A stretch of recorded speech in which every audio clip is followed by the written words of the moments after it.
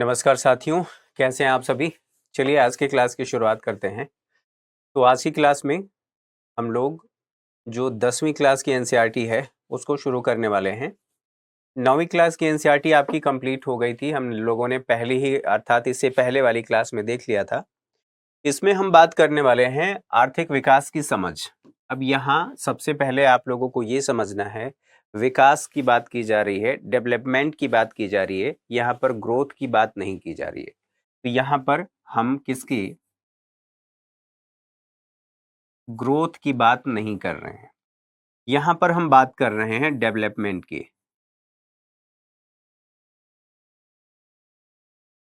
Development की कैसे development की, तो इकोनॉमिक डेवलपमेंट की हम बात कर रहे हैं। तो यहाँ पर सबसे पहले आपके जहन में ये चीज रहनी चाहिए। अब इसमें कौन कौन सी बातें हैं एक बार एनसीईआरटी में हम देख लेते हैं, फिर उसके बाद हम आगे बढ़ेंगे। तो एनसीईआरटी में देखने का मेरा मतलब ये है कि ये लेसन क्या कहता है, और हालांकि पहले आप लोगों को बताया जा चुका है कि हम इसमें क्या क्या पढ़ने वाले हैं, अर्थात जो लेसन है इसके वो हम लोग देख चुके हैं। तो कभी भी आप एनसीईआरटी खोलें या कोई भी बुक खोलें, अगर उसमें प्रस्तावना दिया गया है संविधान का तो उसे एक बार आप जरूर पढ़ लें, क्योंकि वो महत्वपूर्ण है। यहाँ पर इसी से संबंधित बातें आप लोगों को ध्यान रखनी है। ठीक है, तो देखिए क्या क्या बातें यहाँ पर बताई गई हैं, एक एक करके समझ लेते हैं, फिर हम आगे बढ़ते हैं। तो उम्मीद है आप लोगों ने पिछली क्लास को रिवाइज किया होगा। जो चीजें बताई जा रही हैं उसके अकॉर्डिंग आप उस एनसीईआरटी को भी पढ़ें, उससे संबंधित लेसन को पढ़ें, ताकि आप लोगों को चीजें क्लियर हमेशा होती रहें। और कहीं कोई दिक्कत आए तो आप लोग अपना कमेंट करके, और जो मेल करने की सुविधा आप लोगों को दी गई है कि आप मेल करके पूछ सकते हैं कि ये बात समझ में नहीं आई, या कोई भी ऐसी आप लोगों के मन में जिज्ञासा है, उस जिज्ञासा को हाँ ये जरूर ध्यान रखना है कि वो हमारे सेशन से संबंधित हो, उस विषय से संबंधित हो। विषय से बाहर की चीजें संबंधित न हो तो हम ज्यादा बेहतर ढंग से आगे बढ़ पाएंगे और चीजों को समझ पाएंगे। अब आप पता चले कि हम आर्थिक विकास की बात कर रहे हैं और अभी आप नेशनल इनकम पूछने लगे, ठीक है, या नेशनल इनकम ऑफ अकाउंटिंग पूछने लगे, या नेशनल अकाउंटिंग पूछने लगे, तो वो थोड़ा सा जल्दबाजी होगी, क्योंकि चीजों को समझने में समय लगता है। समझने में समय इसलिए लगता है क्योंकि आप जब तक क्रमबद्ध तरीके से नहीं चलेंगे तब तक बातें आप लोगों के लिए ठीक नहीं होंगी। अब ठीक नहीं होंगी का क्या मतलब है, यहां पर देखें, ये आपका पहला लेसन है।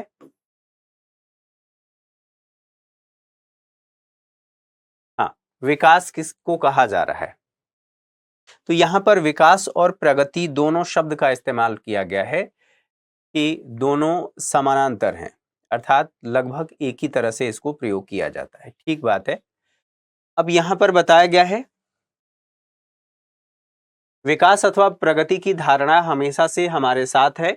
हमारी आकांक्षाएं और इच्छाएं हैं कि हम क्या करना चाहते हैं। अब केवल यहीं तक रुक करके इन्हीं बातों को समझने के बाद अब आ जाते हैं अपनी एनसीईआरटी की जो हमारी जो एनसीईआरटी का फ्लो चार्ट है उस पर।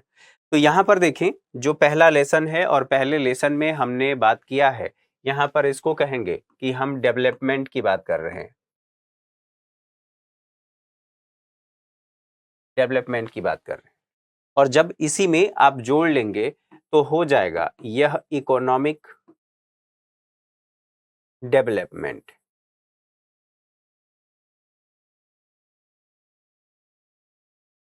अर्थात इसको हम कहेंगे आर्थिक विकास। आर्थिक विकास क्लियर है।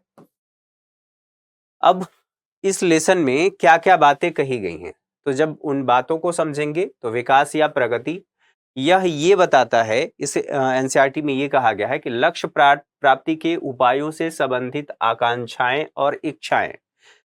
अब आप जैसे एक व्यक्ति हैं, या मेल फीमेल जो भी कुछ भी हो सकता है, आपकी इच्छा क्या है, आपकी आकांक्षा क्या है, आप क्या चाहते हैं। आपने जरूर कुछ इच्छा रखी होगी, या इस कोर्स को परचेज करते समय आपकी एक मनोवृत्ति होगी कि हमें क्या चाहिए, हम क्या करना चाहते हैं। इस कोर्स के माध्यम से हमें क्या प्राप्ति होगी। तो यहाँ पर आकांक्षाएं और इच्छाओं की जब हम बात कर रहे हैं तो जैसे अमूमन एक विद्यार्थी ये सोचता है कि मुझे IAS बनना है, ठीक है, इंडियन एडमिनिस्ट्रेटिव सर्विस, इसमें जाना है और इसलिए हमें एनसीईआरटी हमारे लिए एनसीईआरटी जरूरी है और एनसीईआरटी को हम पढ़ेंगे। अब इसी चीज को आधार बना करके सोचिए, अब क्या सोचना है, यहाँ पर आकांक्षाएं और इच्छाएं, ठीक है। तो आप एनसीईआरटी कोर्स के माध्यम से या एनसीईआरटी के माध्यम से या किसी बुक के माध्यम से या फाउंडेशन कोर्स के माध्यम से अपनी तैयारी को पूरा करते हैं और जो आपकी इच्छा है उस लक्ष्य को प्राप्त करते हैं। तो यहाँ पर कहा जा रहा है लक्ष्य प्राप्ति के उपायों से संबंधित आकांक्षाएं और इच्छाएं क्या कहती हैं, तो जीवन कैसे जीना चाहते हैं। सबसे पहले एक व्यक्ति हम क्यों पैसा चाहते हैं, अगर मान लीजिए IAS के जॉब को, IAS का एक जॉब है, ठीक है, ये हम इसलिए पाना चाहते हैं क्योंकि इसमें रुतबा है, पैसा है, ठीक है, और नाम भी है। नाम अर्थात अगली 7 पीढ़ियां याद रखेंगी कि आपका कोई आपके परिवार में, खानदान में कोई व्यक्ति IAS था, ठीक। अब इस चीज को थोड़ी देर के लिए सोच लिया आपने। जीवन कैसे जीना चाहते हैं, क्या हमारे जीवन में, हमारे जीवन जीने में कोई समस्या है। तो आज आप तुलनात्मक रूप से देखिए तो आपको समझ में आएगा कि आपके जीवन जीने में कुछ ना कुछ कमी जरूर है। अब कमी आप अलग अलग सोच सकते हैं, है ना। बाइक पे पीछे बैठने वाला व्यक्ति, उसकी कमी है, या बाइक की कमी है, या बाइक है तो उसमें फ्यूल डलाने के लिए जो मनी चाहिए, मुद्रा चाहिए, उसकी कमी है। तो यहाँ पर जीवन कैसे जीना चाहते हैं, ये एक बात है। दूसरा, कोई देश कैसा होना चाहिए। अब यहीं पर आपको समझ लेना है कि एक देश भारत है और एक देश पाकिस्तान है और एक तीसरा देश है चीन और एक चौथे देश की बात कर लेते हैं श्रीलंका और एक और 5वां देश देख लेते हैं अफगानिस्तान।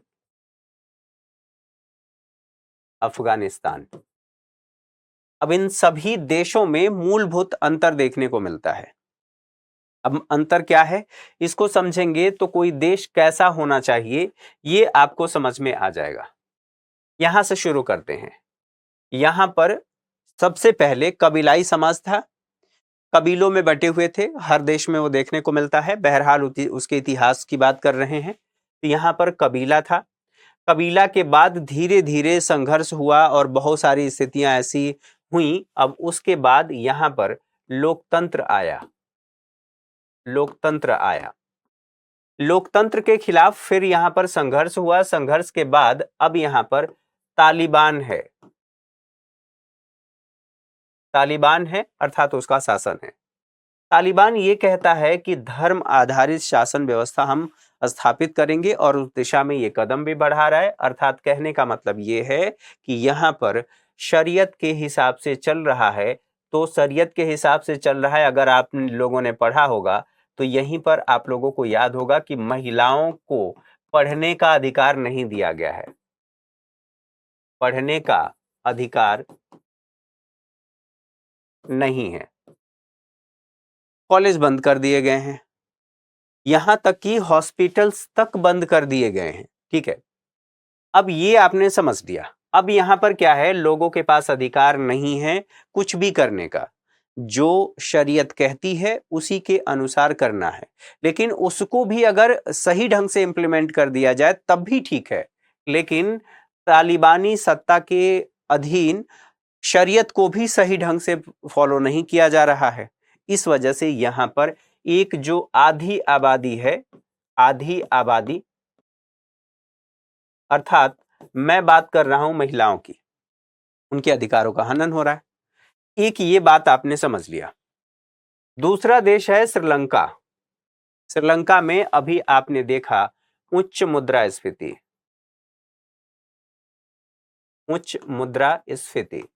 और इस स्थिति में हमने बात किया कि लोग राष्ट्रपति भवन में, जो वहां की जनता है राष्ट्रपति भवन तक घुस गई और वहां पर हो हंगामा, तोड़ फोड़ जो सरकार है, निर्वाचित सरकार, उसके खिलाफ लगातार विद्रोह और एक अस्थिरता की स्थिति हमें श्रीलंका में देखने को मिली। ठीक है, यहाँ पर अभी स्थितियां उतनी सामान्य नहीं है जितना हम एक सामान्य जीवन के लिए सोच सकते हैं। तीसरा देश है चीन। यहाँ पर जो व्यक्तिगत स्वतंत्रता का अधिकार भारत में आपको देखने को मिलता है, आप कहीं भी जा सकते हैं, कोई भी काम चुन सकते हैं, सोशल मीडिया का इस्तेमाल कर सकते हैं, सोशल मीडिया पर पोस्ट कर सकते हैं, यह सब कुछ अधिकार यहाँ पर चीन के लोगों को नहीं है, नागरिकों को नहीं मिला है। स्वाभाविक सी बात है, यहाँ पर आजादी या स्वतंत्रता आप कह सकते हैं, ये सीमित है। पाकिस्तान की बात कर लीजिए, पाकिस्तान में कभी ये कहता है कि यह धर्म आधारित, हालांकि लोकतांत्रिक सरकार कहता है, लेकिन धर्म का हस्तक्षेप हमेशा ही रहा है, अभी भी है। पाकिस्तान की बात किया जाए, यहां पर भी कुछ यही स्थिति देखने को मिल रही है। कैसी स्थिति? तो यहां एक तो पहले लोकतांत्रिक सरकार स्थापित हुई, फिर उसको अपदस्थ करके फिर राष्ट्रपति शासन, फिर उसके बाद सेना, और इस तरह से यहाँ पर अस्थिरता हमेशा बनी रहती है, अस्थिरता देखने को मिलती रहती है। अब आप सोचिए कि यहाँ पर अभी हमने जो न्यूज में पढ़ा था कि 1,000 रुपए में 10 केजी आटा मिल रहा है। समझ रहे हैं बात को? यहाँ पर क्या स्थिति रही होगी। और बाकी जो अन्य खाद्यान्न हैं, खाद्यान्न, इनकी कीमतें बहुत ज्यादा थी। अभी भी अब धीरे धीरे यहाँ से इस समस्या का समाधान करने की कोशिश की जा रही है। बहरहाल पूरी तरह से इसका समाधान नहीं हुआ है। अब बात कर लेते हैं भारत की। भारत कैसा देश है? भारत एक लोकतांत्रिक देश है, लोकतंत्र है। लोकतंत्र होने के साथ साथ आपको इस बात की पूरी आजादी है कि सरकार को आप गाली भी दे सकते हैं, और गाली दिया भी जाता है।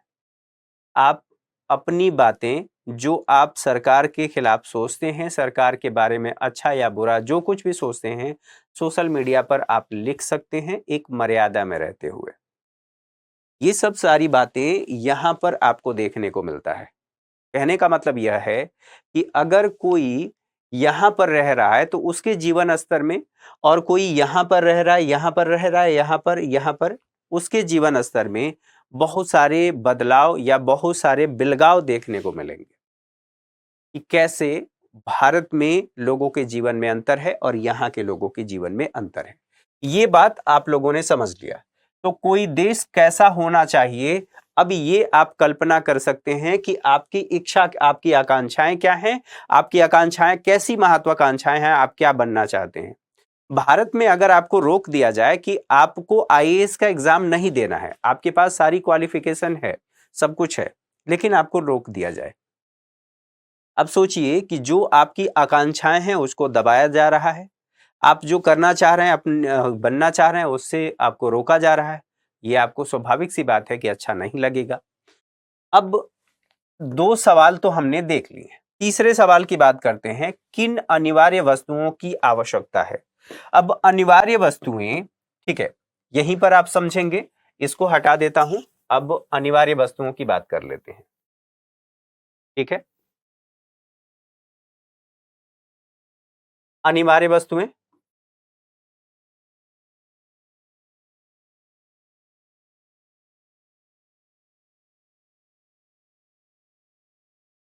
अनिवार्य वस्तुओं की बात करते हैं। तो एक व्यक्ति के लिए सबसे पहले कौन कौन सी वस्तुओं की आवश्यकता है जीवन जीने के लिए। तो यहां पर हम लोगों ने बात कर लिया था कि जो आवश्यक वस्तु हैं, रोटी, कपड़ा और मकान, ठीक है, ये 3 चीजें किसी भी व्यक्ति के लिए आवश्यक हैं। तो किन अनिवार्य वस्तुओं की बात की जा रही, तो ये तो अनिवार्य वस्तुएं हो गई। अर्थात कहने का मतलब ये है कि ये जो वस्तुएं हैं, ये सबको उपलब्ध होनी चाहिए। अब अगर कोई व्यक्ति इसी में कहे कि दरअसल मुझे कार चाहिए, तो कार क्या अनिवार्य वस्तु है? ये पर्सन टू पर्सन वेरी कर सकता है। तो कहने का मतलब ये है, विकास की जो अवधारणा है, विकास, यह सबके लिए अलग अलग हो सकता है। अलग अलग। आप इसको ऐसे भी कह सकते हैं कि यह एक व्यक्तिनिष्ठ अवधारणा है, अवधारणा है। व्यक्तिनिष्ठ का मतलब क्या होता है? मेरे विचार अलग हैं, मैं एक व्यक्ति हूं, मेरे विचार अलग हैं, मेरी आवश्यकताएं अलग हैं, आप एक व्यक्ति हैं, आपकी जरूरतों के अनुसार, आपकी सोच के अनुसार आपके लिए आवश्यकताएं और चीजें अलग अलग हैं। तो ये व्यक्तिनिष्ठ अवधारणा हो गई। ठीक है, तो एक तो ये बात हमने समझ लिया कि किन अनिवार्य वस्तुओं की आवश्यकता है, वो राष्ट्र, उसकी प्रगति और उसकी विकास की दर कैसी है, वहां पर प्रति व्यक्ति आय कैसी है, ये निर्धारित करेगा। ठीक है, सभी का जीवन बेहतर हो सकता है, ये क्या संभव है? और अगर संभव है तो उसको कैसे किया जाना चाहिए, कौन कौन से उसके लिए आवश्यक कदम उठाए जाने चाहिए? तो सभी का जीवन बेहतर हो सकता है, ये एक बात कही जा रही है। ठीक है, मिलजुल कर कैसे रह सकते हैं, और मिलजुल कर जब रहने की बात होगी तो क्या भारत के बारे में आप चिंतन कर सकते हैं, विचार कर सकते हैं? या यहीं पर आपका एक पड़ोसी देश पाकिस्तान है, पाकिस्तान, इसके बारे में आप कल्पना कर सकते हैं, जहां पर बहुत से टकराव की स्थिति देखने को मिलते हैं। तो यहां हालांकि भारत में भी टकराव होते हैं, ऐसा नहीं है, बहरहाल हम तुलनात्मक रूप से देख रहे हैं। यहां पर पाकिस्तान की बात करें तो कुछ जो भिन्न समुदायों की बात करें, भिन्न समुदाय यहां पर टकराव है। और ये भिन्न समुदाय की बात कर रहे हैं तो इस्लाम में ही जो भिन्न समुदाय हैं, ठीक है, जैसे आप शिया, सुन्नी, अहमदिया की बात कर सकते हैं, यहां पर आप हिंदू और अन्य की बात कर सकते हैं। ठीक है, तो मिलजुल कर कैसे रह सकते हैं? अब रहने के लिए आपस में अंडरस्टैंडिंग चाहिए। तो क्या केवल विकास से ये संभव है? और अगर विकास से ही संभव है तो फिर जो विकसित देश हैं वहां पर इस तरह के टकराव की स्थिति क्यों देखने को मिलते हैं? जैसे अमेरिका की बात कर लें, श्वेत अश्वेत की लड़ाई, वहां पर विरोध की स्थिति देखी जाती है। अन्य देशों में भी इस तरह की समस्या है। अमेरिका तो विकसित देश है, तो यहां पर कहा जा सकता है कि मिलजुल कर के कैसे रह सकते हैं। अधिक समानता हो सकती है। अधिक समानता यहां पर किसके मध्य? तो यहीं पर नागरिकों के मध्य कह सकते हैं या व्यक्तियों के मध्य कह सकते हैं। व्यक्तियों पब्लिक, नागरिकों, नागरिकों के मध्य। कौन? मैं एक व्यक्ति हूं, आप एक व्यक्ति हैं, हम दोनों में क्या हो सकती है? समानता हो सकती है और असमानता भी हो सकती है, ये भी संभव है। विकास क्या वादा करता है? यहां पर अब बात आती है, विकास क्या वादा करता है? विभिन्न व्यक्ति, विभिन्न लक्ष्य। अब यहीं से इस लेसन की शुरुआत होती है और यहीं से वो सारी बातें शुरू होती हैं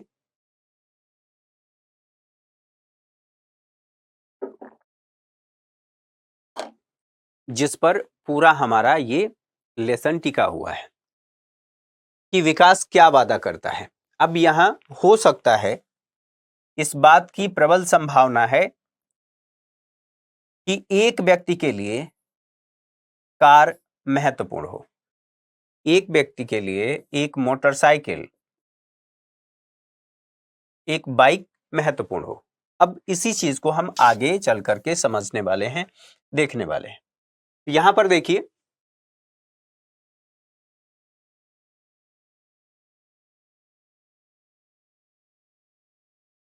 यहां पर क्या कहा गया है?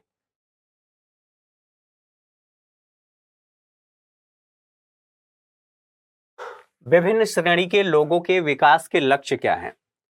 अब आप इस बात की कल्पना करिए, एक परिवार में, जैसे कोई भी परिवार है, उसमें एक माता पिता के दो बच्चे हैं, एक बेटी है और एक बेटा है।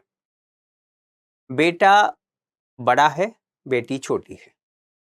स्वाभाविक सी बात है कि बेटे का प्रभाव और बेटे के लिए जो माँ बाप के मनोभाव हैं वो अलग होंगे, बेटी के लिए मनोभाव अलग होंगे।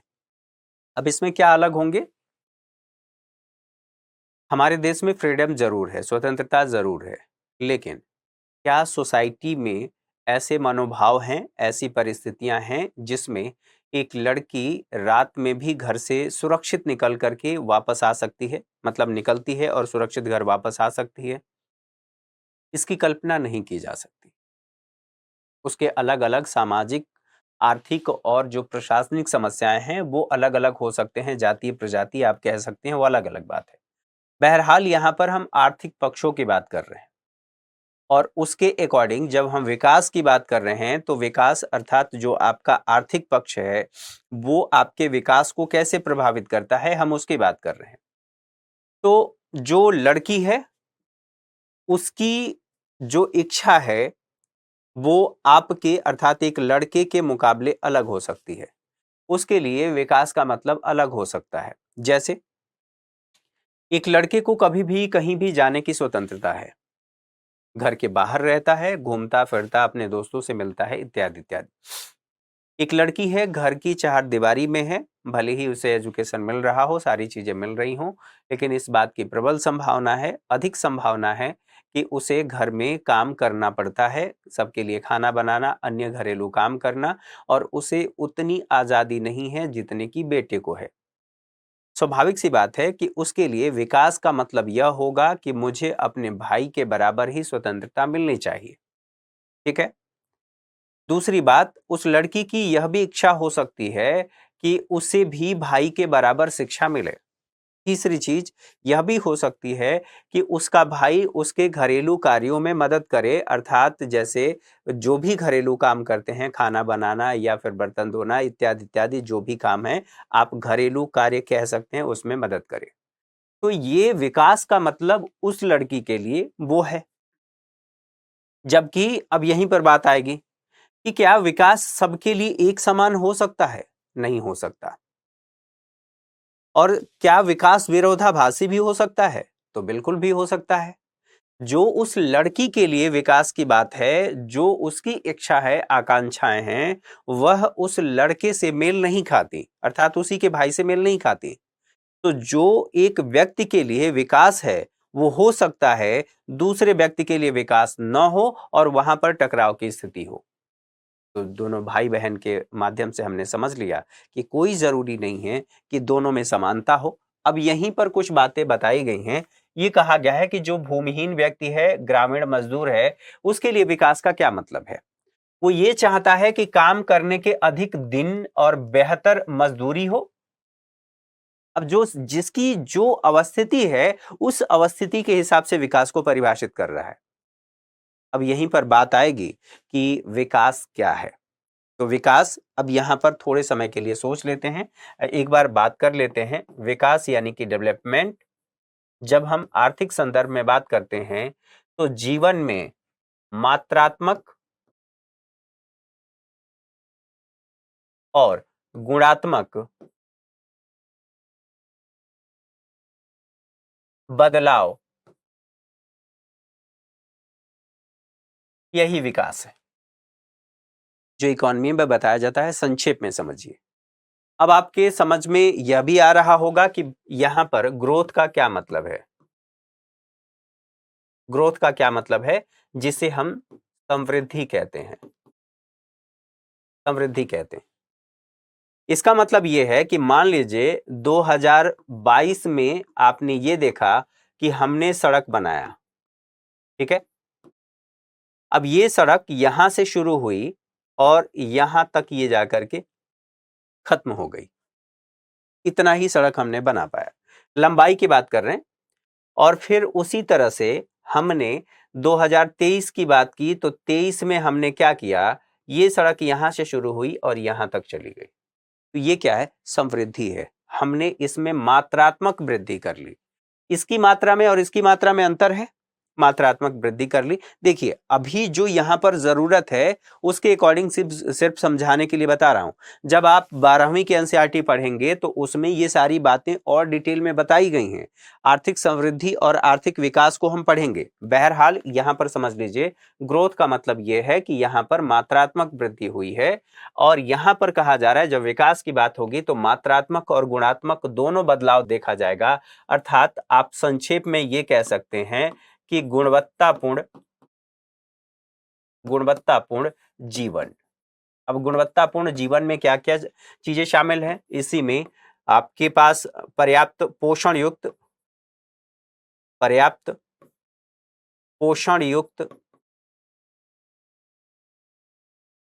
भोजन आपके पास उपलब्ध हो, यहीं पर शिक्षा हो, स्वास्थ्य सुविधाएं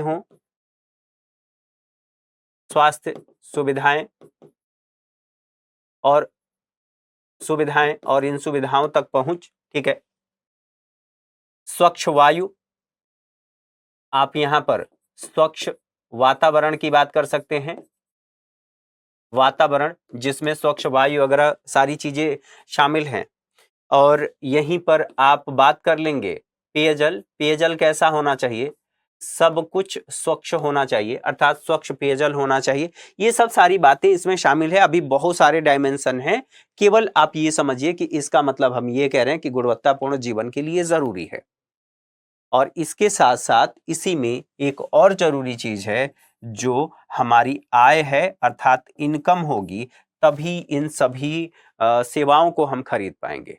तो इस क्रम में अर्थात जब हम पूछेंगे कि विकास पहले होगा या समृद्धि पहले होगी, तो यहां पर इस क्रम में विकास से पहले समृद्धि होगी। और ये जब आपसे पूछा जाएगा कि दोनों में बड़ी संकल्पना कौन सी है, तो यहां पर जब पहले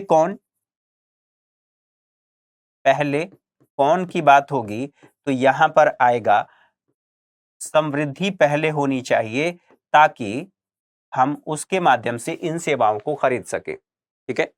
और यहां पर पूछा जाएगा कि बड़ा कौन, इन दोनों में बड़ा कौन है, तो यहां पर विकास समृद्धि, यहां पर ये समझ में आ गया। अर्थात इस संदर्भ में विकास समृद्धि से व्यापक अवधारणा है, बड़ी अवधारणा है। तो ये बातें यहां पर समझ में आ गई। अब इसको समझना हमारे लिए आसान हो जाएगा। अब इसको देख लेते हैं। आप लोगों ने संभवतः ये बात समझ लिया होगा। देखिए यहां पर कहा जा रहा है कि जो जिस स्थिति में व्यक्ति है उस स्थिति के हिसाब से सोचिए। भूमिहीन जो ग्रामीण मजदूर है वो क्या चाहता है कि हमें भैया अधिक काम के दिन मिले। मनरेगा के तहत मान लेते हैं 100 दिन के रोजगार की बात कही गई है, 100 दिन। अब 100 दिन से तो उसका काम चलने वाला नहीं है, उसकी सभी जरूरतें पूरी नहीं हो पा रही हैं। स्वाभाविक सी बात है, अगर सालों साल वर्ष के 365 दिन अगर उसे काम मिले तो उसके लिए ज्यादा बढ़िया है। वो काम करना चाहता है लेकिन काम नहीं मिल रहा है, तो ये उसके लिए बेहतर है। बेहतर मजदूरी मिले, मजदूरी मान लीजिए 250 है, तो वो चाहता है कि यह 300 रुपए हो, मेरे काम के साथ उचित जस्टिस किया जाए, पर्याप्त मजदूरी मिले। तो यहां बेहतर मजदूरी की बात की जा रहा है। और ये चाहता है कि स्थानीय स्कूल उनके बच्चों को उत्तम शिक्षा प्रदान करे। अब यहां पर बात हो गई सरकारी स्कूल की, ठीक है।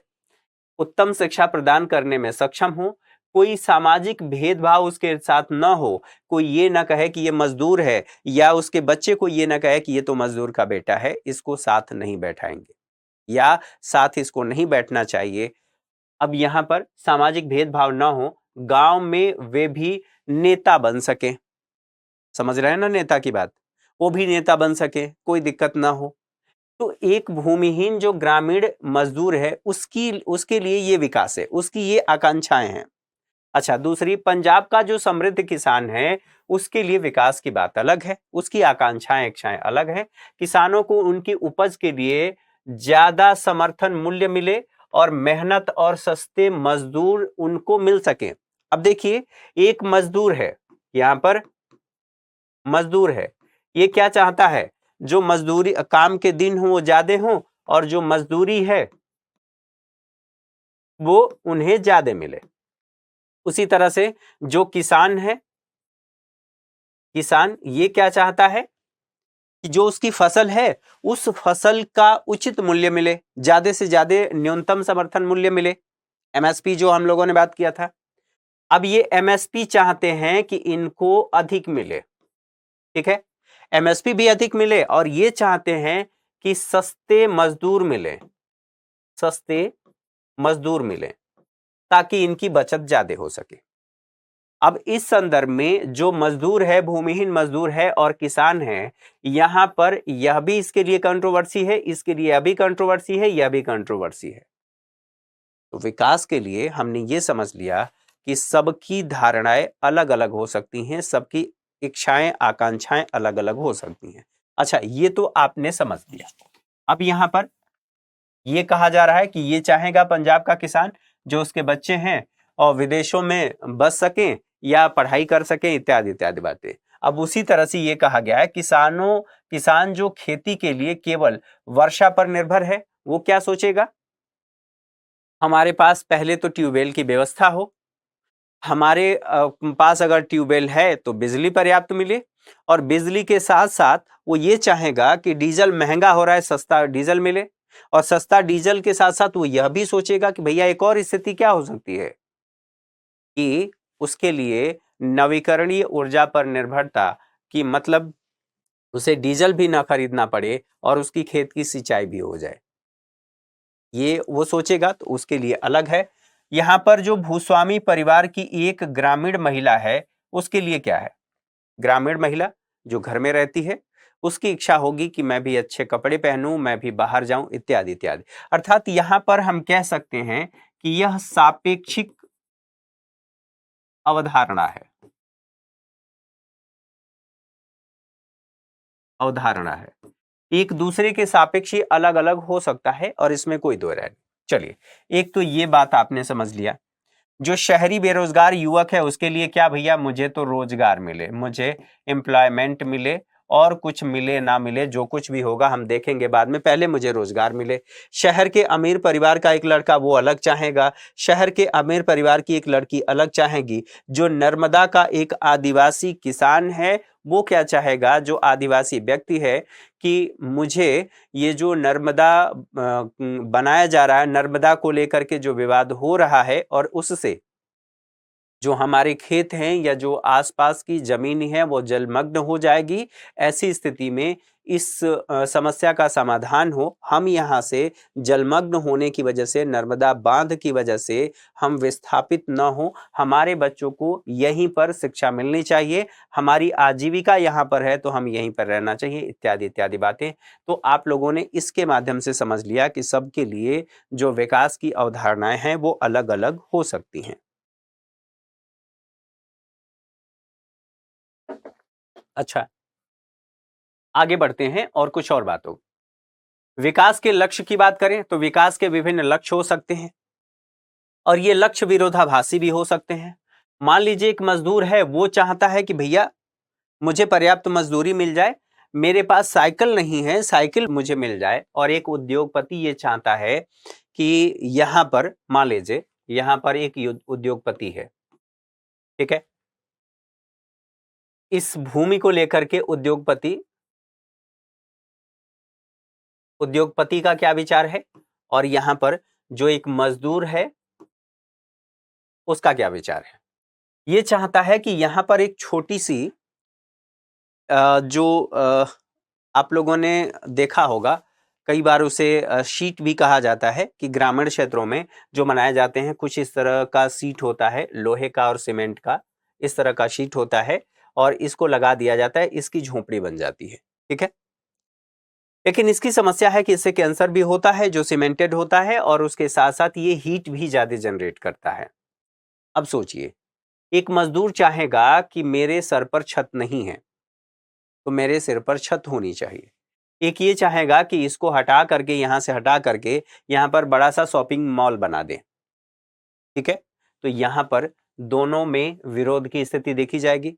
ये कहेगा कि विकास तो यही है, शॉपिंग मॉल बना देना, वहां से इनकम होगी, तो उद्योगपति के लिए वो विकास है। मजदूर के लिए ये विकास है कि भैया मुझे छत मिल जाए, बच्चों को शिक्षा मिल जाए। महिला और पुरुष यहाँ पर अधिकारों को लेकर के टकराव की स्थिति हो सकती है, तो दोनों में ही बात होगी कि विकास के इनके लक्ष्य अलग हो सकते हैं। महिला को स्वतंत्रता चाहिए, पुरुष को पैसा चाहिए, वो चाहे कि घर में महिलाएं रहें, काम करें। अमीर और गरीब, यहाँ पर विरोध और टकराव की स्थिति देखी जा सकती है। अब यहाँ तक तो बातें समझ में आ गई। अब बात हो सकती है आय और लक्ष्य की। आय और लक्ष्य की बात करें तो इसमें क्या क्या बातें देखने को मिलेंगी। यहाँ पर देखिए, जब आय और लक्ष्य की बात होगी तो एक मजदूर, यहां पर बात होगी कि नियमित काम हमें मिलना चाहिए, बेहतर मजदूरी की बात होगी, ठीक है। उत्पाद की अच्छी कीमत की बात होगी, यहां पर अधिक आय इसमें सोचा जाएगा और अधिक आय संभव भी है, आय की संभावना की बात की जा रही है। विकास के लक्ष्य जो हैं, ये एक मजदूर के लिए, यहीं पर जो हम लोगों ने बातें अभी देखा था, ये कहा जा रहा है मजदूर के लिए, और यहीं पर वर्सेस उद्योगपति, इन दोनों के लिए ये अलग अलग बातें हैं। ये बात समझ में आ गई, विकास के लक्ष्य। अब जो मजदूर है वो चाहता है कि उसके साथ बराबरी का व्यवहार हो, स्वतंत्रता और सुरक्षा की भी बात होगी। जो महिला होगी, स्वतंत्रता की भी बात होगी, सुरक्षा की भी बात होगी। और हम जब विकास की बात कर रहे हैं तो विकास केवल ये नहीं है कि हमें आय होना चाहिए, यहीं पर विकास केवल आय नहीं है, केवल यहां पर सुरक्षा नहीं है, ठीक है। न तो केवल आय है, न तो केवल सुरक्षा है, और न ही केवल यहां पर स्वच्छता है। तीन बातें, केवल तीन बातों को समझते हैं।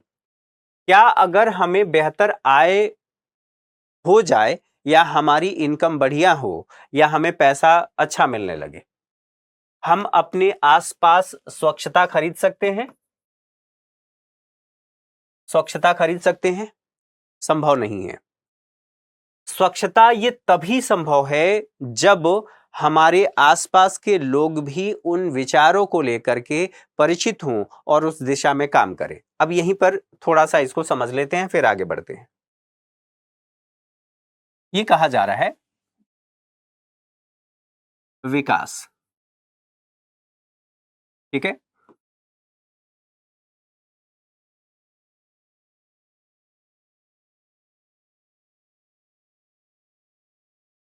ठीक, अब हमने ये कहा कि विकास तो ठीक है भैया, तो विकास क्या केवल आय है? आप कहेंगे नहीं, केवल आय नहीं हो सकता। तो क्या विकास केवल, हम ये कहेंगे कि यहां पर सुरक्षा हो सकता है? तो सुरक्षा भी नहीं हो सकता। और क्या हो सकता है? यहां पर हमने तीसरी बात कर ली कि यहां स्वच्छता,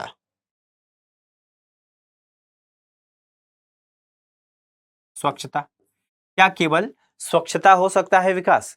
नहीं हो सकता। तो मान लीजिए केवल आय हुआ, तो हम यहां पर इसी को कह सकते हैं कि आय होने के साथ साथ हम स्वच्छता नहीं खरीद सकते। ये किस पर निर्भर करता है? यह आसपास के वातावरण, और वातावरण किससे निर्धारित होता है? लोगों से, ठीक है, और उनके जीवनचर्या से, जीवनचर्या या लाइफस्टाइल से आप कह सकते हैं। और ये सारी चीजें किस पर निर्भर करती हैं?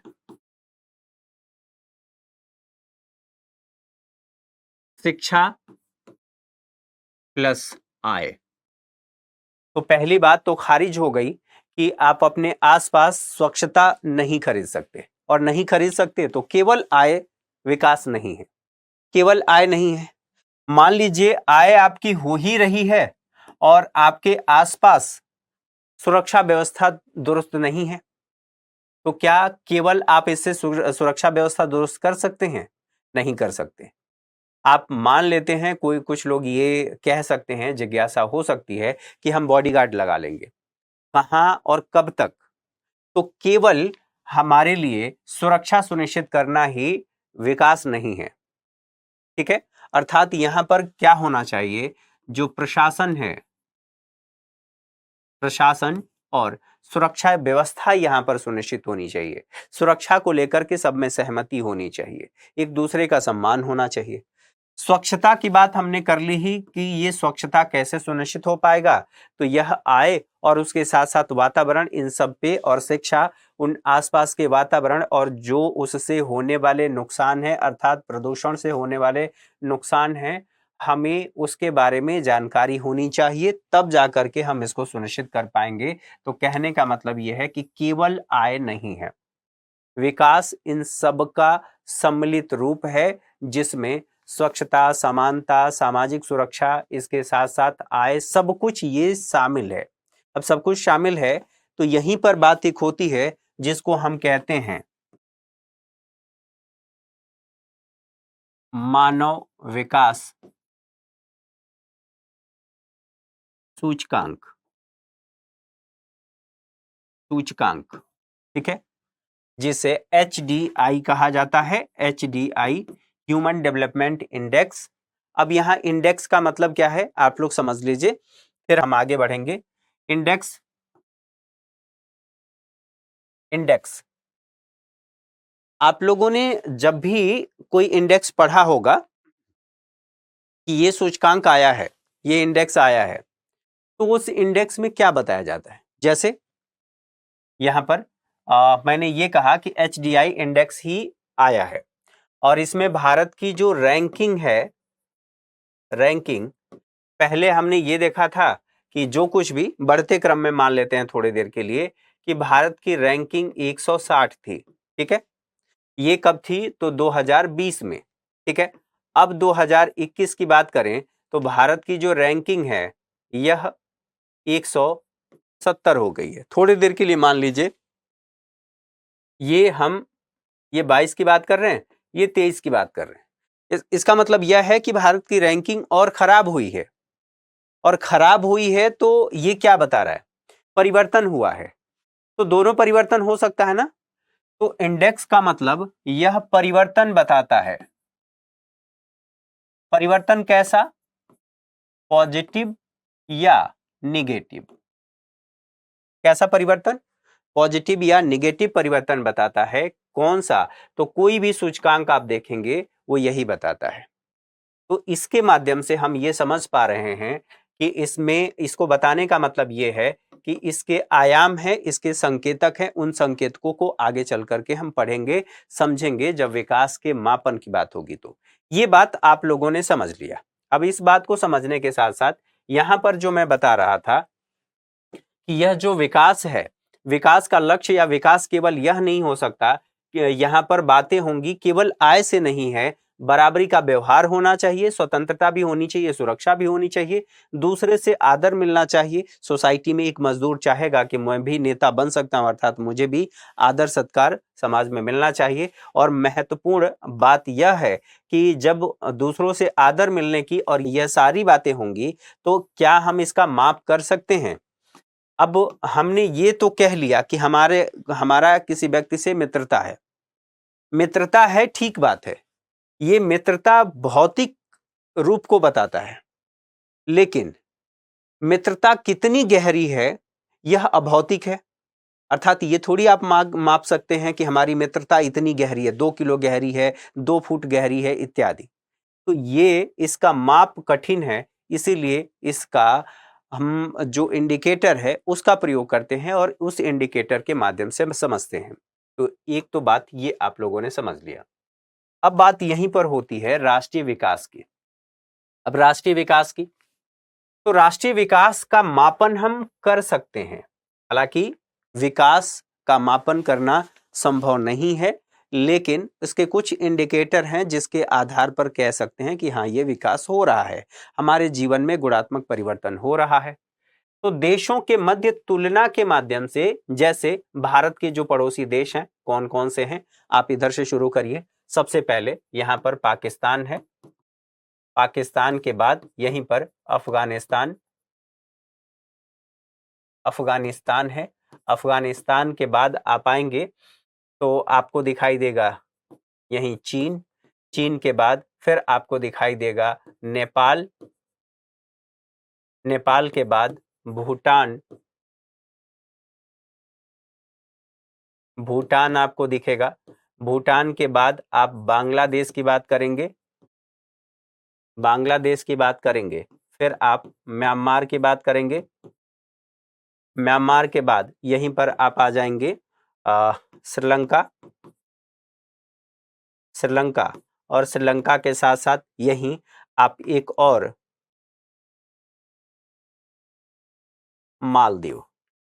ठीक है, तो यहां पाकिस्तान है, अफगानिस्तान, चीन, नेपाल, भूटान, बांग्लादेश, म्यांमार, श्रीलंका और मालदीव, ये हमारे पड़ोसी देश हैं। अब इन पड़ोसी देशों में जब हमने बात कर लिया विकास के बारे में, तो उन विकास से तुलनात्मक अध्ययन कर लेंगे। तुलनात्मक अध्ययन, तुलनात्मक अध्ययन कैसा? तो तुलनात्मक अध्ययन इस प्रकार से, मान लीजिए किसी देश में पर कैपिटा इनकम कैसा है, प्रति व्यक्ति आय कैसी है, तो प्रति व्यक्ति आय यहां से तुलना कर लेंगे, यहां से सभी देशों से तुलना कर लेंगे। अब जब हमने प्रति व्यक्ति आय की बात की है या औसत आय की बात कर लें, तो जितनी हमारी जनसंख्या है और जितनी हमारी आय है, 100 से जब इंटू आप कर देते हैं तो आपको वहां पर पता चल जाता है कि हमारे देश का पर कैपिटा इनका औसत आय का पता लगा लेते हैं। हमने औसत आय पता लगा लिया और उसके बाद हमने तुलना कर लिया, तो इसके आधार पर हमें पता चल पाया कि आय के क्षेत्र में हम अपने पड़ोसी देशों से कितने बेहतर हैं। ठीक है, तो देशों के मध्य हमने तुलना कर लिया। अधिक आय, अगर मान लीजिए किसी देश में ये कहा जाए किसी देश के लोगों की इनकम अच्छी है, अर्थात आय उनकी ज्यादा है, आय अधिक होने का मतलब क्या है कि वह विकसित देश है। विकसित देश जो वर्ल्ड बैंक है वह इसी के आधार पर बताता है कि दरअसल विकास का जो पैमाना है वो यूएस डॉलर के आधार पर बताता है कि अगर इतना व्यक्ति, एक व्यक्ति यूएस डॉलर उसकी इनकम है या उसके पास है, तो इसका मतलब यह है कि वह विकसित है। इतना है तो वह विकासशील है, अगर उससे कम है तो इसका मतलब वह अल्प विकसित है। तो कुल मिलाकर के आय को आधार माना गया है इसमें। अब आय को आधार माना गया अर्थात अधिक आय होगी तो अधिक अपनी जरूरतों को, अब इसको हटा देता हूं,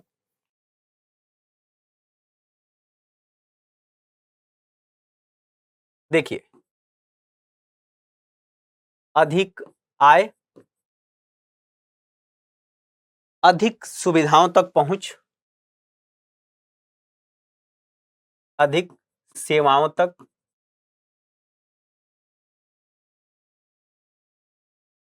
पहुंच, समझ गए? जब आपकी आय अधिक होगी तो चाहे स्वास्थ्य शिक्षा, अब इसी में स्वास्थ्य, स्वास्थ्य की बात होगी, शिक्षा की बात होगी, ठीक है, आवास की बात होगी, यहीं पर पेयजल की बात होगी,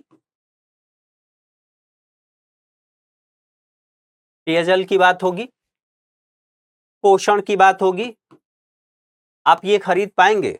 तो इसका मतलब यही बताया जा रहा है कि आय का मापन हम देशों में तुलनात्मक देशों के मध्य तुलनात्मक रूप से कर सकते हैं, और ये हम देख सकते हैं कि किस देश के लोगों की आय कितनी ज्यादा है। और अब जब हम ये समझ पा रहे हैं कि आय अधिक है, तो अधिक आय का मतलब यह है कि वह विकसित देश है, क्योंकि जब आय अधिक होगी तो इन सुविधाओं पर हम खर्च कर पाएंगे और फिर हमारे जीवन में गुणात्मक परिवर्तन आएगा, गुणात्मक परिवर्तन देखने को मिलेगा या गुणात्मक परिवर्तन आएगा। यहां तक बातें क्लियर हैं? अब इसकी बात कर लेते हैं, जो अमूमन वही बातें जो मैंने यहां पर लिखा, अधिक आय, अधिक वस्तुएं हम खरीद पाएंगे, मानवीय आवश्यकताओं की इससे पूर्ति हो पाएगी। कौन सी आवश्यकताएं? स्वास्थ्य, शिक्षा, भोजन, ठीक है, जितनी भी आवश्यकताएं आपने देखा। अधिक आय महत्वपूर्ण एक लक्ष्य के रूप में देखा जाता है कि इसलिए फिर जो विकास है अधिक आय को प्राप्त करने से संबंधित माना जाता है। अब ये जो बातें यहाँ पर हम लोग पढ़ रहे हैं, इन्हीं बातों को एक बार एनसीईआरटी में देख लेते हैं, और एनसीईआरटी में इससे संबंधित जो और बातें बताई गई हैं, जो बॉक्स हैं, वो बॉक्सेस हमारे लिए बहुत ज्यादा जरूरी हैं, तो उन सभी को पढ़ लेते हैं। विकास क्या वादा करता है? तो विभिन्न व्यक्ति विभिन्न लक्ष्य की बात की जा रही है। तुम एक कार चाहते हो, अभी देश की जो स्थिति है उसमें तुम यही आशा कर सकते हो कि काश तुम्हारे पास एक रिक्शा होता। तो जो देश की औसत आय है उसके आधार पर यहां पर एक व्यक्ति कह रहा है कि जितनी हमारी इनकम है उसके हिसाब से अभी यही हो सकता है। अभी ऐसा नहीं कि तुम कार चाहने लगो और कार तुम्हारे पास आ जाए, ठीक है। और ये जो बात हम लोगों ने देखा कि विभिन्न लोगों के लिए क्या क्या मानदंड है, वो क्या चाहते हैं, इन बातों को समझने के साथ अब यहाँ पर एक व्यक्ति है, ये कह रहा है यहाँ पर इसको पढ़ लेते हैं। आजादी और अवसर मिलने और भाई भी घर के कामकाज में हाथ बटाएगा की आशा करती है एक लड़की उसके घर में, जो मैंने आप लोगों को पहले बताया। हो सकता है कि भाई को यह पसंद ना हो तो इसमें टकराव की स्थिति होगी। इसी तरह अधिक बिजली पाने के लिए उद्योगपति ज्यादा बांध बनाना चाहते हैं, लेकिन इससे जमीन जलमग्न हो सकती है और उन लोगों का जीवन अस्त व्यस्त हो सकता है जो उस क्षेत्र में रहने वाले हैं, जैसे कि आदिवासी लोग हैं। वे इसका विरोध कर सकते हैं और हो सकता है कि वे अपने खेतों की सिंचाई के लिए केवल छोटे बांध या तालाब पसंद करें, जिससे केवल उनकी कृषि की आवश्यकता पूरी हो। एक व्यक्ति ये कार में बैठा है, ये जाते हुए इस महिला को देख रहा है, एक छोटे से ये टीन के छप्पर में बैठी हुई है और ये कह रही, ये अपने आप को सुरक्षित महसूस कर रही है, थोड़े समय के लिए मान लेते हैं। इस व्यक्ति का क्या कहना है? इस तरह दो बातें साफ है। एक, अलग अलग लोगों के विकास के लक्ष्य भिन्न हो सकते हैं। दूसरा, एक के लिए जो विकास है वह दूसरे के लिए विकास न हो यह जरूरी है, या दूसरे के लिए अभिशाप हो सकता है, यह भी जरूरी है। जैसे यहाँ पर डैम बनाया जाए तो यहाँ से यह महिला विस्थापित होगी क्योंकि यह क्षेत्र जलमग्न हो जाएगा। इनके लिए तो यही विकास है, क्योंकि इन्हें ज्यादा बिजली मिले, ज्यादा ये उत्पादन कर सके। यहाँ तक कि वह दूसरे के लिए विनाशकारी भी हो सकते हैं, अर्थात इस महिला के लिए विनाशकारी हो सकते हैं। जैसे हम लोगों ने बात कर लिया सरदार सरोवर बांध के लिए, सॉरी, नर्मदा बांध के बारे में। इस तरह के लोग विकसित होना नहीं चाहते हैं, ये इनका मानना है। जो कार में बैठे हैं भाई साहब, ये इनका मानना नहीं है। इनके लिए तो सुरक्षित जीवन ही बहुत बड़ी बात है। तो ये बात हमने समझ ली। इसी के साथ साथ आय और लक्ष्य की हमने बात कर ली। तो आय और लक्ष्य, जितनी अधिक आय होगी उतनी ही आप देखेंगे कि आप वस्तुओं तक पहुंच पा रहे हैं, खरीद पा रहे हैं। यहाँ पर नर्मदा नदी पर सरदार सरोवर बांध की ऊंचाई में वृद्धि किए जाने से के विरुद्ध ये प्रदर्शन हो रहा है। इनका ये कहना है कि इससे हम विस्थापित हो जाएंगे, हमारे बच्चों का जीवन प्रभावित होगा, उनकी शिक्षा प्रभावित होगी, हमारा आवास प्रभावित होगा, हमारी आजीविका प्रभावित होगी।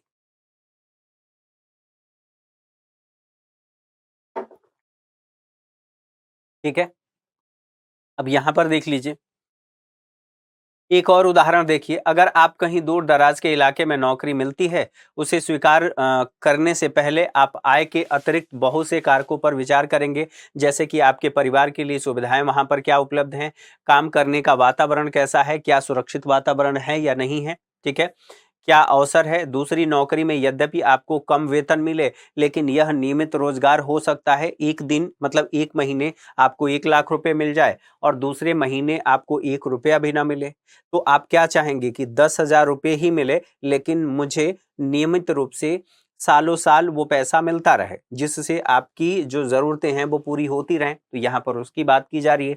एक अन्य नौकरी अधिक वेतन दे सकती है, लेकिन कार्य की सुरक्षा नहीं, और हो सकता है आपको परिवार के लिए पर्याप्त समय भी ना मिले।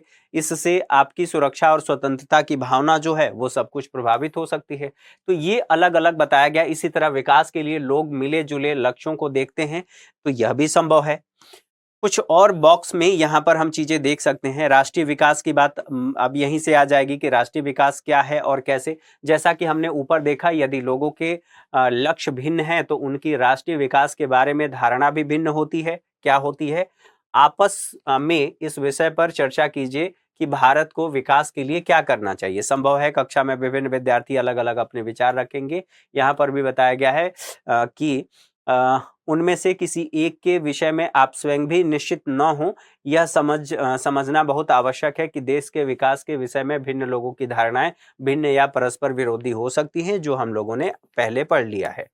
अब यहाँ पर बात आती है कि यहाँ पर देखिए, अब इस बात को समझना जरूरी है। ये जो आपको दिखाई दे रहा है, एक ये क्षेत्र है, यहाँ पर छोटी सी आबादी है, यहाँ पर इसको कहा जा रहा है, या आइवरी कोस्ट की बात की जा रही है। हाँ, यहाँ पर एक जहाज ने 500 टन तरल जहरीले अवशेष एक शहर के खुले कूड़े घर और आसपास के समुद्र में डाल दिए।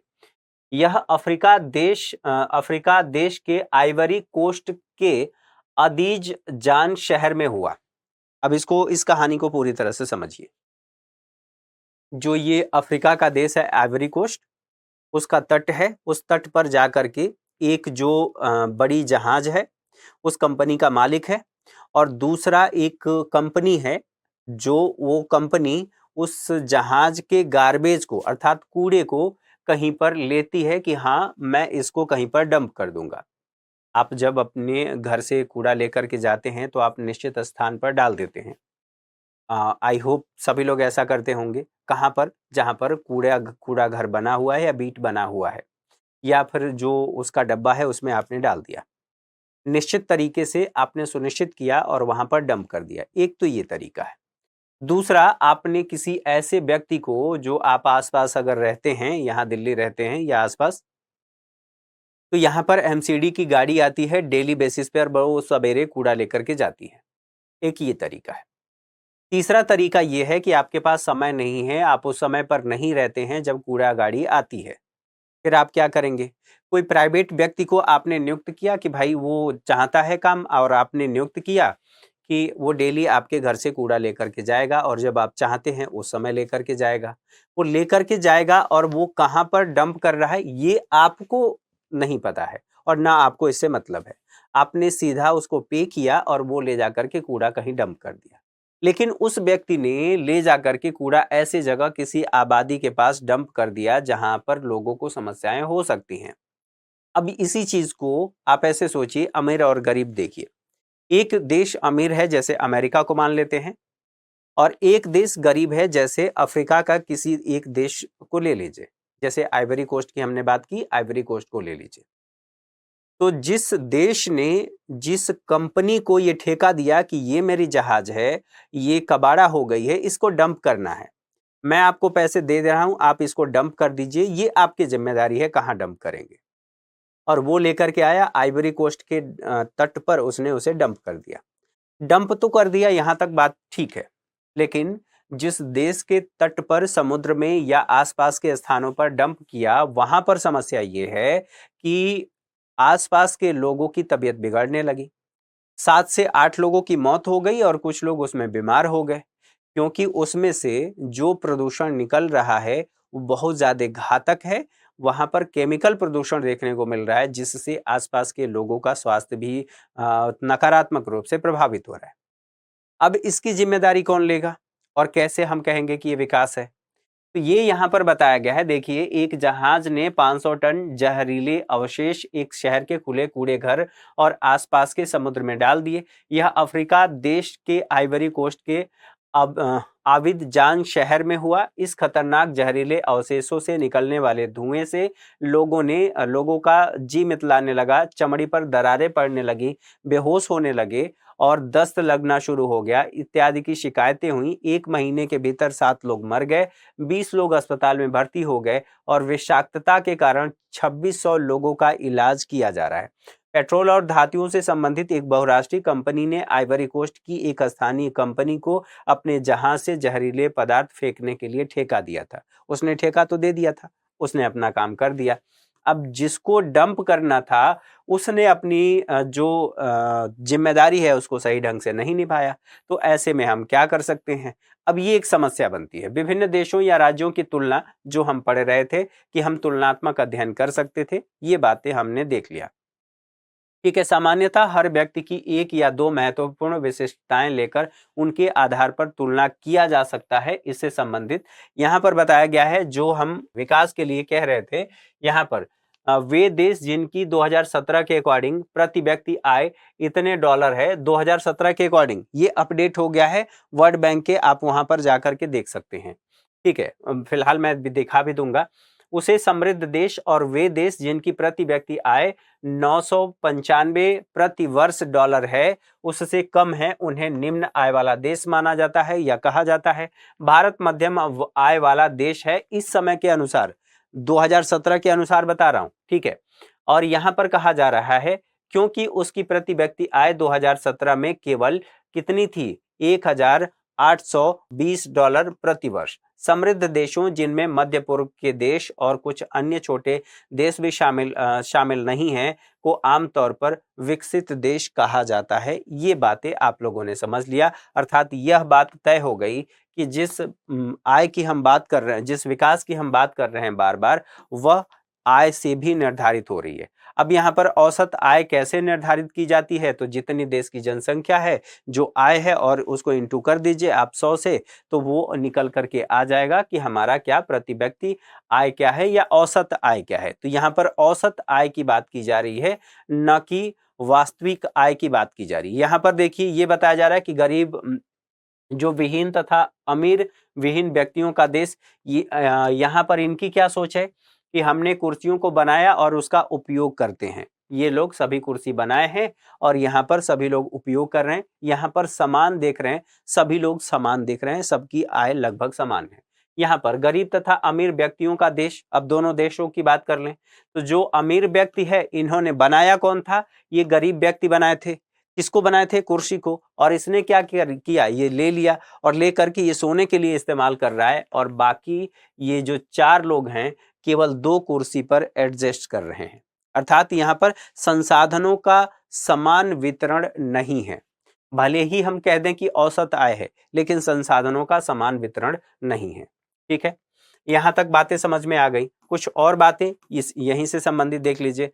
आय और अन्य मानदंड, अब राज्यों के मध्य तुलना कर लीजिए। हमने देशों के मध्य तो तुलना कर लिया, लेकिन राज्यों के संदर्भ में भी बात कर सकते हैं कि जो भारत के ही राज्य हैं, इसमें बताया गया तालिका 1.3 चयनित राज्यों की प्रति व्यक्ति आय बता रहा है। ये राज्य है, ये वर्ष है, और प्रति व्यक्ति आय ये रुपए में बताया गया है। तो यहां पर देखें, हरियाणा में, केरल में और बिहार में, दरअसल जब हम इस आय की बात कर रहे हैं, इसी आय से हम यह निर्धारित कर पाएंगे कि केवल आय हमारे जो गुणवत्तापूर्ण जीवन है उसको सुनिश्चित नहीं कर सकता, उसके लिए अवेयरनेस भी होनी चाहिए। तो यहां पर देखिए, सबसे ज्यादा जो प्रति व्यक्ति आय आपको देखने को मिल रहा है हरियाणा में देखने को मिल रहा है, केरला उससे कम प्रति व्यक्ति आय है, बिहार में सबसे कम प्रति व्यक्ति आय है, अर्थात इन 2 राज्यों की अपेक्षा। अब इससे क्या इस बात का अंदाजा लगाया जा सकता है कि यहाँ पर जो हरियाणा में प्रति व्यक्ति आय अधिक है, वहां पर स्वास्थ्य सेवाएं भी उतनी बेहतर होंगी, और जब स्वास्थ्य सेवाएं बेहतर नहीं हैं तो मातृत्व मृत्यु दर भी ज्यादा होगा, और जो शिशु मृत्यु दर है वो भी ज्यादा होगा। हमने केरल की बात की तो केरल में भले ही हरियाणा की अपेक्षा प्रति व्यक्ति आय कम है, लेकिन यहां पर जो शिक्षा है और स्वास्थ्य की बात किया जाए, केवल अभी यहां पर स्वास्थ्य की बात कर लेते हैं। स्वास्थ्य, ये सुविधाएं बेहतर हैं, और स्वास्थ्य सुविधाएं बेहतर हैं तो यहीं पर क्या हो जाएगा, चाइल्ड मोर्टिलिटी रेट, अर्थात जो शिशु मृत्यु दर है वो कम हो जाएगा, मातृत्व मृत्यु दर कम हो जाएगा। जबकि यहां पर यह स्थिति नहीं है, क्योंकि यहां के लोग इन क्षेत्रों पर खर्च कर रहे हैं। यहां पर हम कह सकते हैं कि यहां पर तो स्थिति दयनीय है ही। बहरहाल इसको देख लेते हैं। ये विशेषताएं क्या हो सकती हैं, इसका निरीक्षण करिए। हम एक उदाहरण के द्वारा करते हैं। तालिका 1.3 में केरल, हरियाणा और बिहार की प्रति व्यक्ति आय दर्शाती है।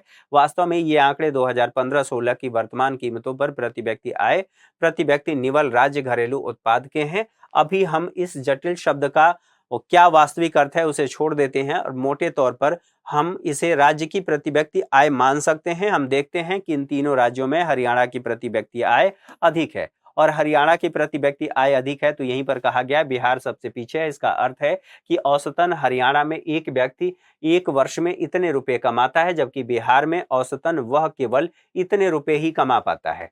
इसलिए अगर विकास को मापने के लिए प्रति व्यक्ति आय का प्रयोग किया जाए तो तीनों राज्यों में हरियाणा सबसे ऊपर होगा, लेकिन यहां पर क्या कहा जा रहा है, और बिहार सबसे नीचे होगा, कम विकसित राज्य माना जाएगा। अब हम इन तीनों राज्यों के कुल और औसत कुल और जो आंकड़े हैं उन आंकड़ों पर नजर डालते हैं, जो कि हमें समझना है यहां पर। अब यहां पर देखिए बताया जा रहा है कि हरियाणा, केरल और बिहार के कुछ तुलनात्मक आंकड़े, और तुलनात्मक आंकड़े यहां पर देखिए जो मैं आपको बता रहा था। शिशु मृत्यु दर यहां पर प्रति व्यक्ति कहा जा रहा है, अर्थात ये बताया जा रहा है कि जब व्यक्ति की बात की जा रही है तो उसमें यहां पर 1000 बच्चों में कितने बच्चे मर जा रहे हैं उनकी बात कही जा रही है, ठीक है, जन्म के समय। शिशु मृत्यु दर तो ये 2016 में बताया गया, हरियाणा में 33 है, केरल में 10 हैं, और बिहार में, चूंकि यहां पर स्थिति दयनीय है जो इस आंकड़ों के अनुसार, उसके आधार पर हम कह रहे हैं कि 38 है। यहां पर साक्षरता दर की बात किया जाए, साक्षरता दर यहां पर प्रति व्यक्ति हरियाणा में आय ज्यादा है तो साक्षरता भी ज्यादा होनी चाहिए, लेकिन नहीं है, महज 82% है प्रतिशत में। केरल में इसकी अपेक्षा जो आय है वो कम थी, लेकिन यहां पर जो साक्षरता दर है वो ज्यादा है। किससे? हरियाणा से। आय कम है लेकिन साक्षरता दर ज्यादा है। बिहार की बात करें, बिहार में यह देखा जा रहा है कि प्रतिशत में ये भी कम है, ठीक है, तो बिहार में कम है तो हमें कम दिखाई दे रहा है, ये ठीक बात है, मान लेते हैं। निवल उपस्थिति अनुपात प्रति 100 व्यक्तियों की बात की जा रही है। उच्चतर आयु की बात किया जाए तो 14 वर्ष से लेकर के 15 वर्ष तक की बात की जा रही है। निवल उपस्थिति कहां पर? स्कूलों में 61, ठीक है, और यहां पर देखा जा रहा है 83, और यहां पर देखा जा रहा है 43। ये कहां से आंकड़ा लिया गया है? तो भारत सरकार राष्ट्रीय नमूना सर्वेक्षण रिपोर्ट संख्या 575 में ये बातें बताई गई हैं। अर्थात एक बात तो तय हो गई कि केवल आय जो है वह विकास का मापन नहीं हो सकता, और ना ही है। यहां तक बातें क्लियर हैं? अब इन बातों को समझने के बाद अब आ जाते हैं अपने इस पर। हमने ये सारी बातें देख ली हैं, समझ ली हैं। अब बात आती है कि एक देश की आय, ठीक है, यहां पर जो एक देश की आय है, देश के सभी निवासियों की आय है, ठीक है, ये तो हमने समझ लिया। समस्या क्या है? देशों की जो जनसंख्या है वो अलग अलग है। अब देश के सभी निवासियों की आय, उसी को कह रहे हैं हम देश की आय है। हमारे सभी के आय के सम्मिलित रूप को ही तो कहा जाता है ये देश की आय है। अब समस्या ये है कि जैसे मान लीजिए भारत की बात किया जाए तो भारत इस समय विश्व की सबसे बड़ी आबादी वाला देश है। चीन को भी हम पीछे छोड़ चुके हैं, ये बात आप लोगों को पता होना चाहिए, ठीक है, अर्थात जनसंख्या के मामले में हम फर्स्ट नंबर पर हैं, ठीक है। दूसरी बात यहीं पर अन्य जो छोटे देश हैं, जैसे अमेरिका की बात कर लें, यूएसए, आबादी के मामले में यह अन्य देशों के मुकाबले कम है, लेकिन यहां पर क्षेत्रफल ज्यादा है, क्षेत्रफल ज्यादा है, और इसकी जीडीपी ज्यादा है, और जीडीपी ज्यादा होगी तो पीसीआई अर्थात पर कैपिटा इनकम भी ज्यादा होगा। तो अब हम क्या करें भैया? यहां पर समस्या यह है कि अलग अलग देशों की जो जनसंख्या है वो ज्यादा है, उनकी कुल जीडीपी कम है, तो इस हिसाब से उनकी आय भी कम दिखेगी, ठीक। दूसरी बात, तुलना इसके लिए कहा गया है, औसत आय या प्रति व्यक्ति आय के आधार पर हम ये तुलना कर लेते हैं और कहते हैं कि यह देश अमीर है या यह देश गरीब है या इसकी आय इतनी है। इसके आधार पर हम लोगों ने तुलना कर लिया। तुलना करने के साथ साथ अब यहीं पर बात आती है कि भैया ये बातें हम लोगों ने देख लिया है, इसको देख लिया है तो इसको रिपीट करने की जरूरत नहीं है। आगे बढ़ते हैं। आय और अन्य मानदंड क्या कहते हैं? तो यहां पर देखिए व्यक्तिगत आकांक्षाएं और लक्ष्य क्या क्या होती हैं। एक व्यक्ति सुरक्षा चाहता है, समानता चाहता है और आदर चाहता है, जो बातें हम लोग पहले पढ़ चुके हैं। आकांक्षा केवल है क्या? केवल आय है? नहीं। शिशु मृत्यु दर ये कम होना चाहिए, साक्षरता ये अधिक होनी चाहिए, निम्न उपस्थिति यह भी अधिक होनी चाहिए, और ये बातें हम यहां से देख चुके हैं, ठीक है। साथ ही साथ यहीं पर बात आएगी हरियाणा और अन्य जो तुलनात्मक रूप से हम लोगों ने देखा था, ये बातें यहां पर भी आ गई। सार्वजनिक सुविधाओं की बात करें तो सार्वजनिक सुविधाएं, अब कौन कौन सी सार्वजनिक सुविधाएं हैं, जैसे शिक्षा, इसके लिए विद्यालय होना चाहिए, स्वास्थ्य के लिए स्वास्थ्य केंद्र होना चाहिए ताकि स्वास्थ्य सुनिश्चित किया जा सके, स्वच्छता के लिए जागरूकता होना चाहिए तभी आपके आसपास ये हो सकता है, पर्याप्त पोषण युक्त भोजन, और इसके लिए बात किसकी होगी, पीडीएस की, अर्थात पब्लिक डिस्ट्रीब्यूशन सिस्टम, सार्वजनिक वितरण प्रणाली, और ये मैं पहले बता चुका हूं तो इसको रिपीट करने वाला नहीं हूं। ठीक है, ये बात आपके समझ में आ गई। इससे हम इन सुविधाओं के माध्यम से हम इसे बढ़ा सकते हैं। और जो विश्व बैंक कहता है उसके आंकड़ों के अनुसार, अर्थात जो अपडेटेड आंकड़े हैं 2021 में और ये 2020 में था, उसको हम देख लेते हैं कि अलग अलग देशों के अलग अलग देशों के लिए जो उसने आय वर्ग के हिसाब से निर्धारित किया है उसको हम क्या कह रहे हैं।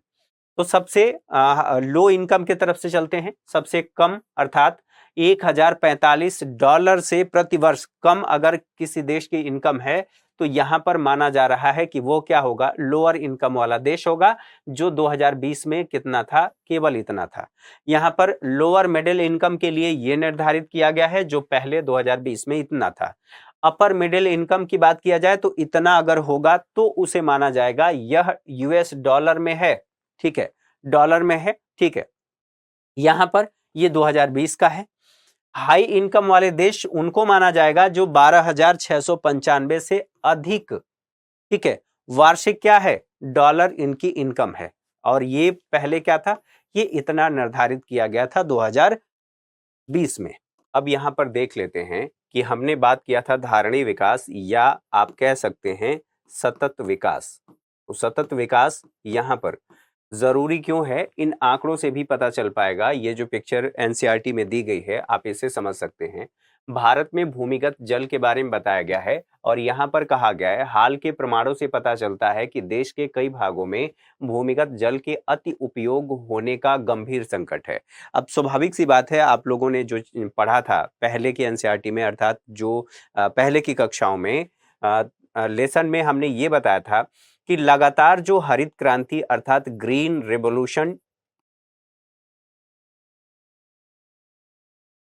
रेवोल्यूशन की बदौलत हमने अलग अलग प्रकार के कृषि विधियों को अपनाया और उसमें हमने ये देखा कि जब HYV का हमने प्रयोग किया तो यहाँ पर पानी की आवश्यकता ज्यादा थी, अर्थात सिंचाई की आवश्यकता ज्यादा पड़ रही थी।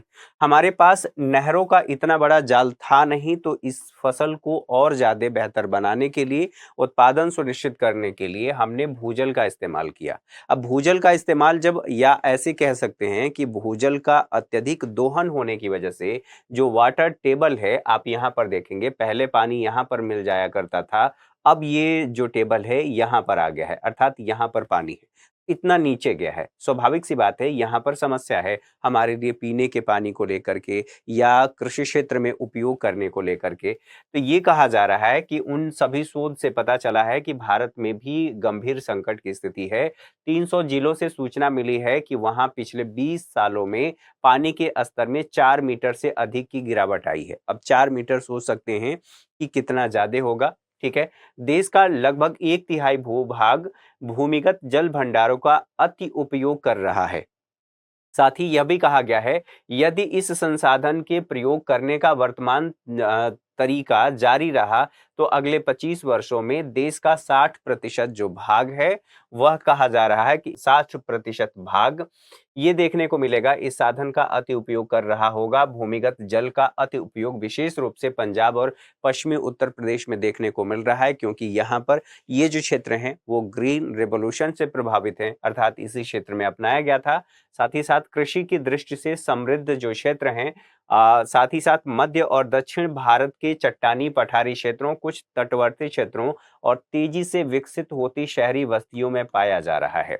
अब ये बातें आप समझ रहे हैं कि लगातार जिस तरह से हम विकास तो कर रहे हैं लेकिन धारणीय विकास हम नहीं कर रहे हैं। धारणीय विकास का मतलब ये है कि ऐसा विकास जिसे पृथ्वी धारण कर सके, अर्थात जिसको वह झेल सके, आप ऐसे कह सकते हैं बहुत आम बोलचाल की भाषा में। प्राकृतिक संसाधनों के दोहन की बात करें तो कच्चे तेल के लिए निम्न आंकड़ों को देखिए। अब ये कच्चे तेल की बात की जा रही है। कच्चा तेल क्या है? यह एक प्राकृतिक संसाधन है। प्राकृतिक संसाधन होने के साथ साथ यह गैर नवीकरणीय संसाधन है, अर्थात इसे हम दोबारा से प्राप्त नहीं कर सकते, अर्थात एक बार यूज होने के बाद यह खत्म हो जाता है। तो उसकी बात की जा रही है। मध्य पूर्व में ये देखने को मिल रहा है कि यहाँ पर जो 1000 मिलियन बैटल की बात की जा रही है, वहां पर इतना उपलब्ध है। भंडार 2017 के आंकड़ों के अनुसार बताया जा रहा है। भंडारों के चलने की अवधि की बात की जा रही है कि यह 70 वर्षों तक चल सकते हैं। तो क्या आप सोचिए कि 70 वर्ष के बाद हमारे पास ऊर्जा के संसाधन बचेंगे या हमें ऊर्जा की आवश्यकता नहीं होगी? ऐसा तो है नहीं।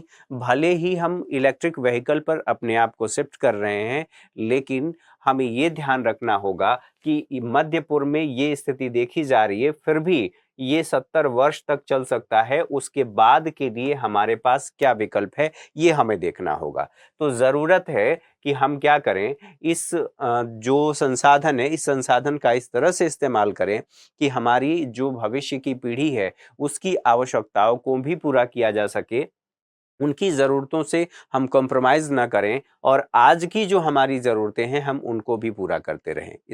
इसको अगर एक भाषा में कहें तो सतत विकास वह विकास है जिसमें हम अपनी वर्तमान आवश्यकताओं को पूरा इस प्रकार से करें जिससे भविष्य की पीढ़ी के लिए संसाधन बचे रहें, या भविष्य की पीढ़ी के लिए संसाधनों से समझौता किए बिना हमें विकास करना है। तो यहाँ पर अब इसी से संबंधित संयुक्त राज्य अमेरिका की बात करें तो यहाँ पर 50 है और यह कहा जा रहा है 10.5 वर्ष तक ये चल सकता है।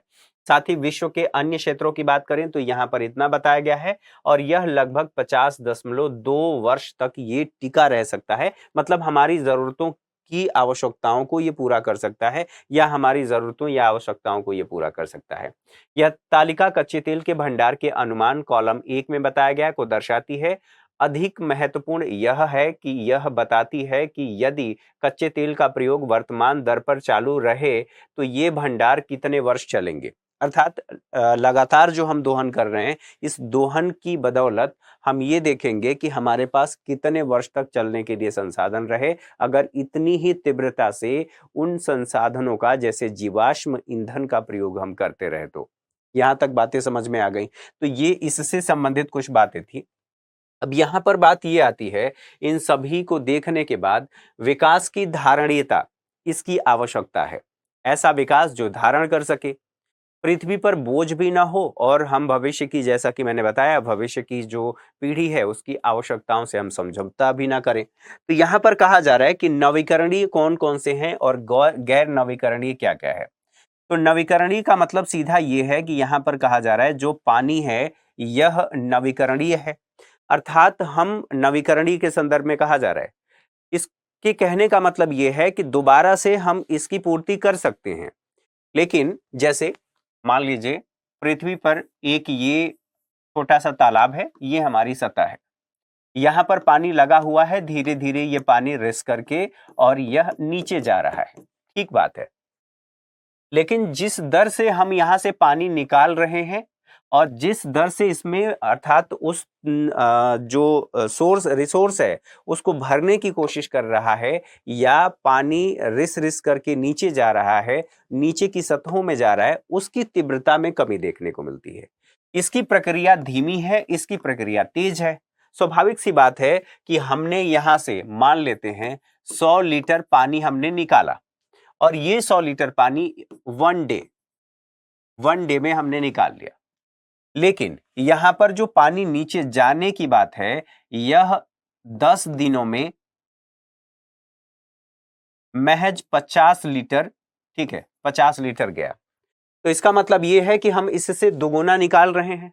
तो निकालने की दर ज्यादा है और यहां पर भरने की दर जो है वो कम है।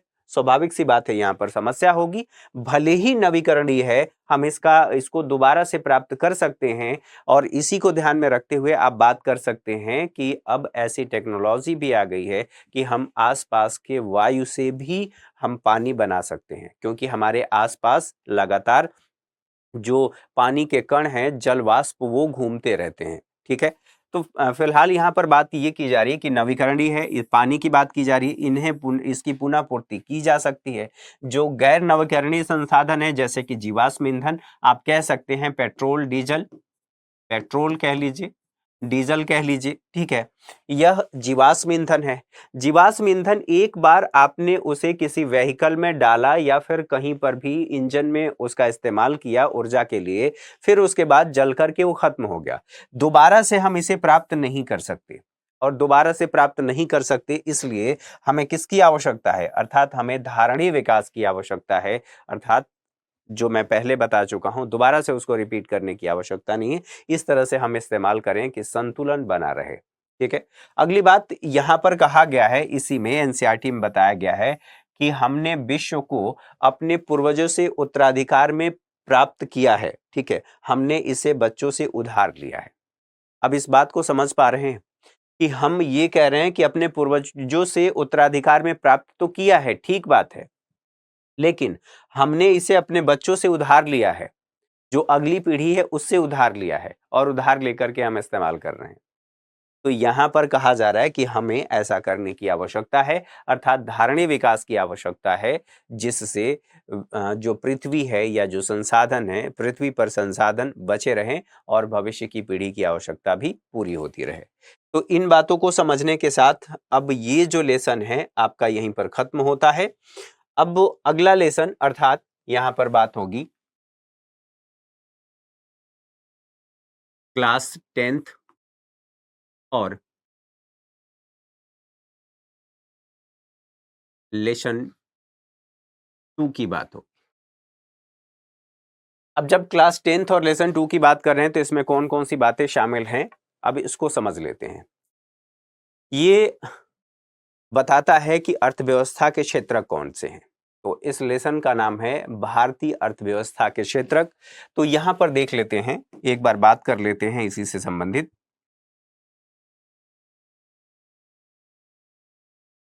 भारतीय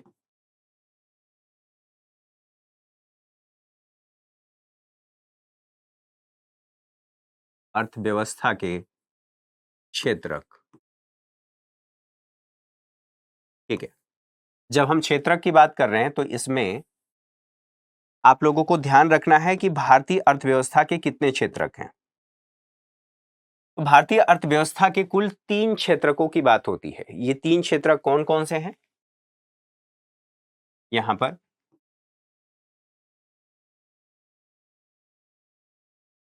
इसको कहते हैं प्राथमिक क्षेत्रक और इसको कहते हैं द्वितीयक, अर्थात इसे दूसरे भाग में द्वितीय क्षेत्रक के रूप में जाना जाता है। अब इसमें कौन सी गतिविधियां हैं उसको देख लेंगे। और तीसरा है तृतीयक क्षेत्रक। हालांकि यहीं पर आप लोगों को बता देता हूं, क्योंकि आगे चल करके आप लोग अगर कोई टेक्स्ट बुक पढ़ेंगे तो उसमें आप लोगों को जिज्ञासा होगी कि तृतीय क्षेत्र में कुछ और भी गतिविधियां देखने को मिलती हैं। तो तृतीय क्षेत्र को हम सेवा क्षेत्र भी कहते हैं और इसलिए यहां पर आप लोगों को फोर्थ भी देखने को मिलता है और फिफ्थ भी देखने को मिलता है, अर्थात चौथा और पांचवा सेक्टर भी देखने को मिलता है, जो तृतीय सेक्टर का ही उत्कृष्ट रूप है, अर्थात उसका परिष्कृत रूप भी आप कह सकते हैं। बहरहाल यहां पर समझने के लिए बता दिया, अभी इसको हटा देते हैं और एक बार पढ़ लेते हैं जो बेसिक है, फिर इसके बाद हम इस पे बात करेंगे। तो प्राथमिक क्षेत्र में क्या क्या गतिविधियां देखने को मिलती हैं और प्राथमिक क्षेत्र को प्राथमिक क्यों कहा जाता है। अब यहां पर आप इस बात को अगर जो प्राथमिक है, प्राथमिक क्षेत्रक, तो प्राथमिक का यदि संधि विच्छेद कर दें या फिर आप इसके अर्थ को समझ जाएं तो आपकी सारी समस्या यहीं पर सॉल्व हो जाएगी। प्राथमिक संसाधन का उपयोग कर यदि हम उत्पादन कर रहे हैं तो उसे हम कह रहे हैं कि यह प्राथमिक क्षेत्र है, अर्थात प्राथमिक संसाधनों का यहीं पर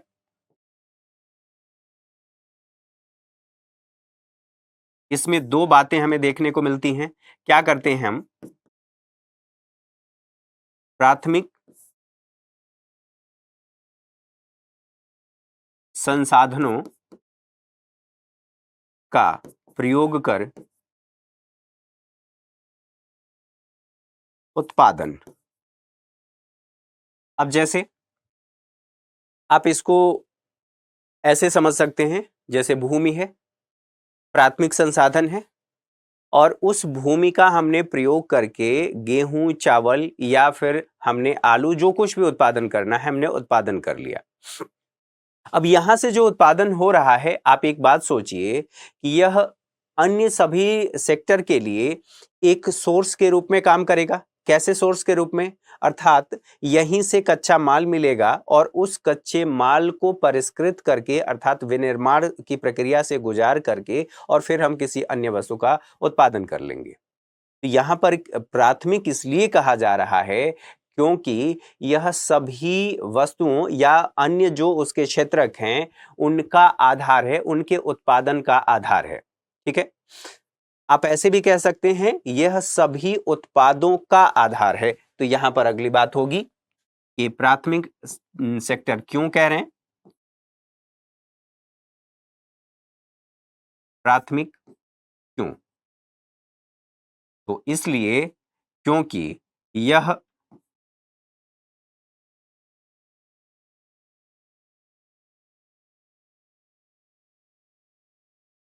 अन्य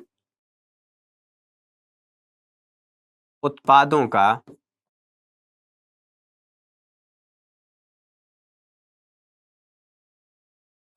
आधार है। आधार क्यों है? आप ऐसे समझिए, आधार इसलिए है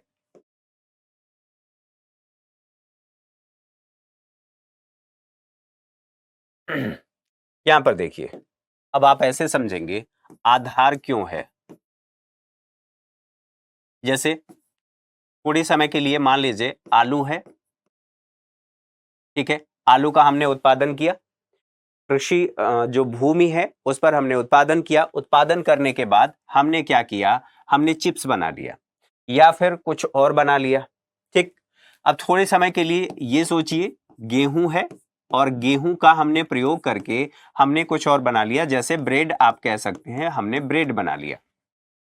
तो अब यहां पर हमने इसका विनिर्माण किया है। प्राथमिक स्रोत क्या है? ये है, गेहूं है। तो इसीलिए ये जो द्वितीयक उत्पाद है, इस द्वितीयक उत्पाद का यह प्राथमिक स्रोत है। और प्राथमिक स्रोत का उत्पादन कहां पर हुआ है? तो प्राथमिक क्षेत्र में हुआ है। प्राथमिक क्षेत्र में। ये बात समझ में आ गई? यहां तक चीजें समझ में आ गई होंगी। अच्छा, अब हम ये कह रहे हैं कि ठीक बात है, हम ये तो देख लिए कि प्राथमिक क्षेत्रक है और प्राथमिक क्षेत्रक में प्राथमिक संसाधनों का उत्पादन करके प्रयोग करके उत्पादन किया जाता है। प्राथमिक इसलिए कहा जा रहा है क्योंकि यह अन्य उत्पादों का आधार है, इसके बिना नहीं हो सकता। द्वितीयक क्षेत्र अगर कार्य करेगा तो किस में कार्य करेगा और किस चीज का उत्पादन करेगा और उसके लिए कौन से प्राथमिक उत्पाद का प्रयोग करेगा? तो प्राथमिक क्षेत्र इसलिए भी प्राथमिक है क्योंकि यह प्राथमिक संसाधनों का उपयोग करके उत्पादन करता है।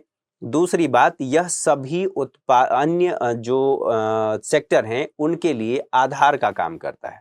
अच्छा, अब यहीं पर बात आएगी कि द्वितीय क्षेत्र में क्या होता है?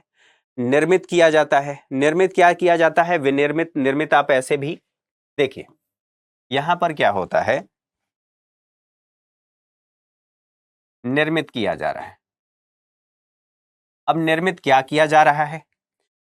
तो प्राथमिक स्रोत में हमने आलू और गेहूं को तो समझ लिया, इसी में कपास भी है जो मिट्टी में उपजाया जाता है, अर्थात कृषि भूमि का प्रयोग करके जो प्राकृतिक संसाधन है उत्पादन किया जाता है। यहीं पर बात आएगी कि एक जो है कपास है, कपास, और कपास से हमने धागा बना लिया, या फिर आप ये कह सकते हैं इसका प्रयोग करके हमने कपड़ा बना लिया। तो ये क्या है? यहां पर ये प्राथमिक स्रोत है, ये द्वितीयक क्षेत्र है, द्वितीयक स्रोत है, उत्पाद है, सॉरी, क्योंकि हमने यहां पर टेक्नोलॉजी का प्रयोग करके और हमने या तो धागा बनाया और धागे से कपड़ा बना लिया। यहां पर आपने ये समझ लिया। अब दूसरी बात आती है कि ठीक है, यहां हमने कपास का उत्पादन किया, धागा बना लिया, धागा बना करके हमने कपड़ा बना लिया। अब बात आएगी कि जो तृतीय क्षेत्र है वो क्या करता है, तो यह वस्तुओं का उत्पादन नहीं करता। अब यहां पर क्या है, एक वस्तु है, यह भी एक वस्तु है, तो तृतीय क्षेत्र क्या करता है, यह वस्तुओं का उत्पादन नहीं करता बल्कि उत्पादन प्रक्रिया में सहयोग करता है या मदद करता है। जैसे अब आप समझिए इसको, इसके भी दो भाग होंगे, इसके भी दो भाग होंगे। पहली बात, यह वस्तुओं का उत्पादन नहीं करता, तो जैसे यहां पर मैंने बताया वस्तुओं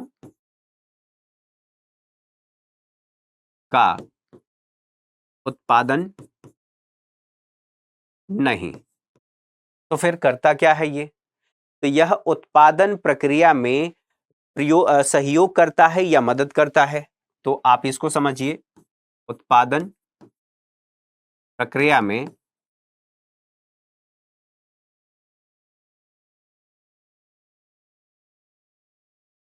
सहयोग ऑब्लिक मदद करता है।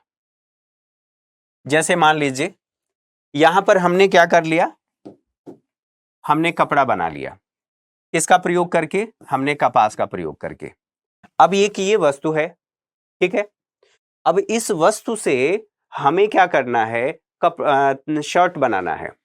तो अब यहां उत्पादन नहीं हो रहा है, यहां पर हम देख रहे हैं कि इस उत्पादन प्रक्रिया में सहयोग करके या मदद करके हमने एक शर्ट बना लिया। तो ये क्या हो गया, हमने सेवा ही तो दिया है, अर्थात सर्विस दिया है। एक व्यक्ति इस कपड़ा का प्रयोग किया है, कपड़ा का प्रयोग करके उसने शर्ट बना लिया, तो यह इसमें सहायता करता है, अर्थात इसी को कहा जा रहा है कि उत्पादन प्रक्रिया में सहयोग करता है या मदद करता है। अब एक और बात होगी इसी से संबंधित, अब बात यह आएगी कि तीनों क्षेत्रों की हम तुलना कर लेते हैं। तुलना क्यों जरूरी है, तो तुलना इसलिए जरूरी है कि उत्पादन वस्तुओं और सेवाओं की मात्रा की बात आएगी कि कितनी मात्रा में किया जा रहा है, किस क्षेत्र में, अर्थात तीनों सेक्टर में, प्राथमिक, द्वितीयक और तृतीयक में उत्पादन कितना हो रहा है, ठीक है। किसका उत्पादन हो रहा है, तो या तो वस्तु का हो रहा है या सेवा का हो रहा है। अब इसी चीज को समझिए, यहां पर हमने बात किया कि यहां पर वस्तु का उत्पादन हो रहा है, यहां पर भी वस्तु का उत्पादन हो रहा है, प्राथमिक वस्तु का उत्पादन हो रहा है जिससे यहां पर निर्मित वस्तु हमारे सामने आ रही है, और फिर हमने यहां पर उत्पादन प्रक्रिया में सहयोग किया, मदद किया, और एक हमने देखा कि शर्ट तैयार हो गया। तो हमने केवल यहां पर सहयोग किया या मदद किया, ठीक बात है। अब तीनों क्षेत्रकों की तुलना हो जाएगी। तुलना क्यों जरूरी है, तो जैसा कि मैंने कहा कि उत्पादन वस्तुओं और सेवाओं की जो उत्पादित वस्तु हैं, उन उत्पादित वस्तुओं और सेवाओं की मात्रा कितनी है, ठीक है। और उत्पादित जो वस्तु हैं, मात्रा की बात होगी तो यहीं पर बात हो जाएगी कि उत्पादन प्रक्रिया में किस सेक्टर में कितना रोजगार सृजन हुआ, और कितना उस रोजगार के सृजन में या अर्थव्यवस्था के विकास में प्राथमिक, द्वितीयक या तृतीयक क्षेत्र का कितना महत्व है।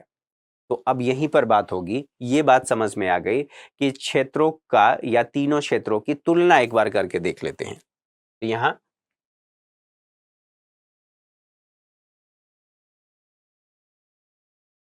तीनों क्षेत्रों की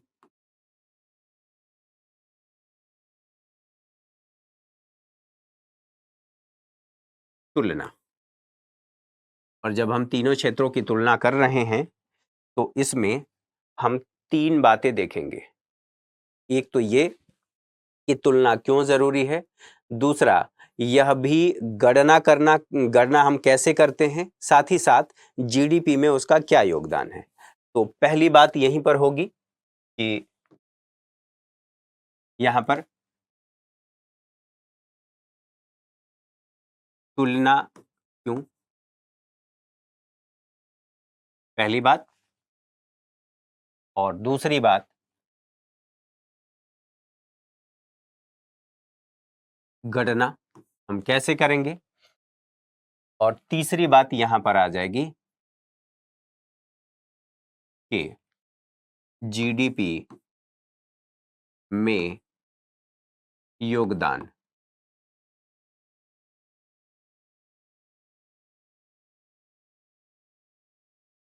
जीडीपी में योगदान। अब इन तीनों बातों को एक एक करके समझ लेते हैं। जैसा कि मैंने पहले आप लोगों को कहा कि तुलना करना जरूरी क्यों है, तो जरूरी इसलिए है क्योंकि उत्पादित वस्तुओं और सेवाओं की मात्रा को हम देखेंगे। यहां पर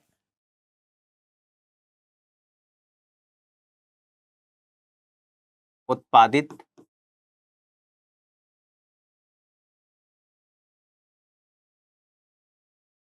वस्तुओं और सेवाओं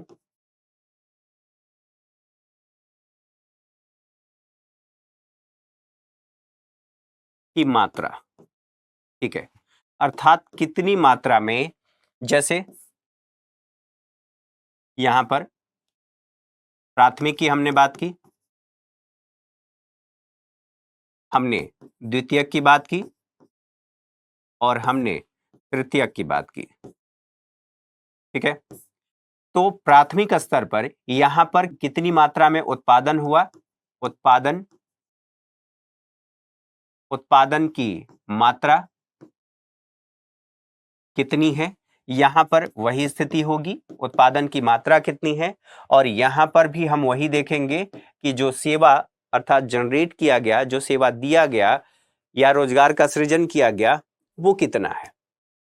तो उत्पादन की बात होगी, रोजगार की बात होगी, और ये कहां पर, तो तीनों सेक्टरों के महत्व की बात होगी। अर्थात हम दूसरा यहां पर ये देख लेंगे कि अब इसको हटा देते हैं,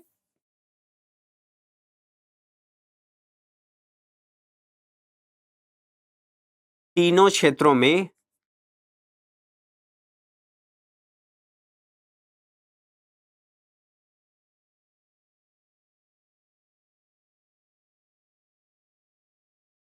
उत्पादन किसका, दो बातें यहां पर शामिल होंगी। या तो हमने गुड्स का उत्पादन किया है, गुड्स की बात होगी, सर्विसेज की बात होगी। कितना, किस सेक्टर का इसमें महत्व है। अब यहीं पर जब इसकी बात हो रही है तो हम ये देखेंगे कि रोजगार कितना सृजन हुआ है। अब यहीं पर जब ये बात होगी तो महत्व तो हमें पता चल पाएगा कि इस सेक्टर में अर्थात प्राथमिक सेक्टर में इतनी वस्तुओं का उत्पादन हुआ और उसकी मात्रा इतनी है। और मात्रा की बात होगी तो यहीं पर जब गणना की बात हो जाएगी तो गणना हम करेंगे अंतिम वस्तुओं का, और वहीं पर अंतिम वस्तुओं के साथ साथ उसका मौद्रिक मूल्य देख लेंगे।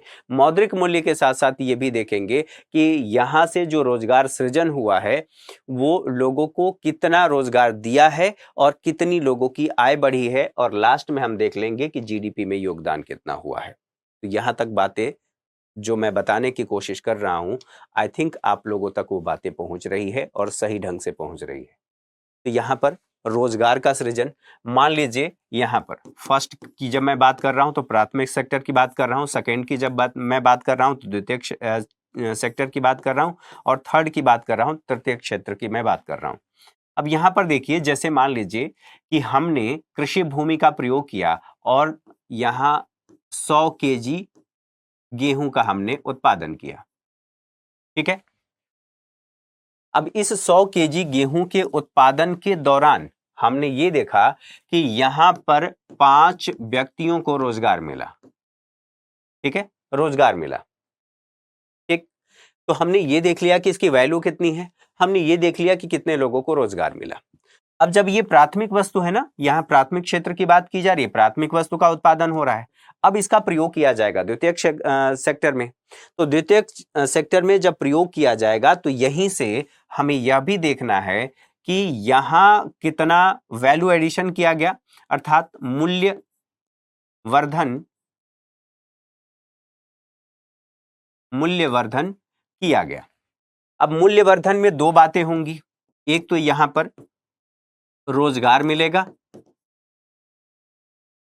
और दूसरा यहां पर जो मूल्य वर्धन किया गया उसकी मात्रा कितनी है, मात्रा की बात हो जाएगी। अब इस बात को समझिए कि जब द्वितीयक क्षेत्र में प्राथमिक वस्तु आया, जैसे गेहूं आया, हमने उसका ब्रेड बनाया, ब्रेड बना करके और मार्केट में हमने बेच दिया। तो बनाने के दौरान कुछ लोगों को यहां पर नियोजित किया गया होगा, अर्थात लोगों को रोजगार मिला होगा। और याद करिए, उत्पादन के 4 कारकों के बारे में हमने बात किया था। तो यहां पर जब लोग यहां नियोजित हो रहे हैं, अर्थात लोगों को रोजगार मिल रहा है, स्वाभाविक सी बात है कि उससे उनकी आय बढ़ रही है।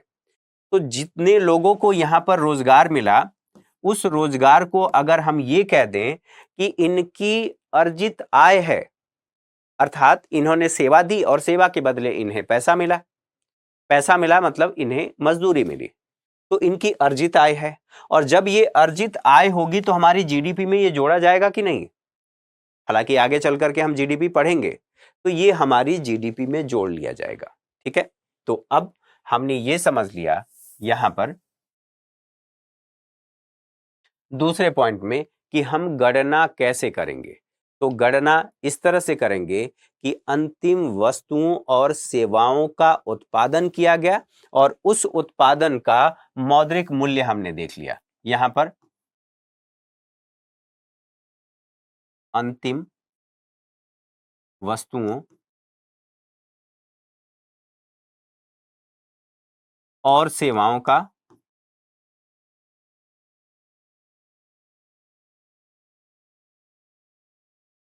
उत्पादन, यही किया हमने। देखिए, जब भी आप कोई काम करते हैं, किसी ऑर्गेनाइजेशन में आप होते हैं, कहीं पर भी, तो आप 2 ही काम करते हैं। या तो आप किसी वस्तु का उत्पादन कर रहे होते हैं या सेवा दे रहे होते हैं। तो जब सेवा देंगे तो उत्पादन होगा। तो यहीं पर अंतिम वस्तुओं और सेवाओं का उत्पादन। अब जैसे थोड़े समय के लिए मान लीजिए, यहां पर हम कह रहे हैं कि ये कपास है। इस कपास का उत्पादन कहां पर किया गया है? खेत में किया गया है। इसके बाद हमने इस कपास से धागा बना लिया। ठीक है, धागा बना लिया और इस धागे से मशीन का प्रयोग करके हमने कपड़ा भी बना लिया। हालांकि यहां पर भी आप मशीन कह लेंगे। और जब कपड़ा बना तो फिर ये गया फैक्ट्री में और एक फैक्ट्री मालिक ने इसी कपड़े का प्रयोग करके शर्ट बना लिया। जब हम इसकी बात कर रहे हैं, हालांकि इसको डिटेल में आगे चल करके पढ़ेंगे, यहां पर संक्षेप में बता रहा हूं। ठीक है, आगे ये सारी बातें इस्तेमाल होंगी। ये जो कपास था, इस व्यक्ति ने जो खरीदा, अर्थात धागा जिस व्यक्ति ने खरीदा, यह इसे 20 रुपए में मिला। ठीक है, फिर इस व्यक्ति के पास गया, इस व्यक्ति ने इससे अर्थात कपास से धागा बनाया और धागा बना करके इसे 30 रुपए में बाजार में बेच दिया। ठीक है, फिर ये गया और इस धागे का प्रयोग करके यहां पर कपड़ा बना और ये जो कपड़ा था यह 40 रुपए में बेच दिया गया।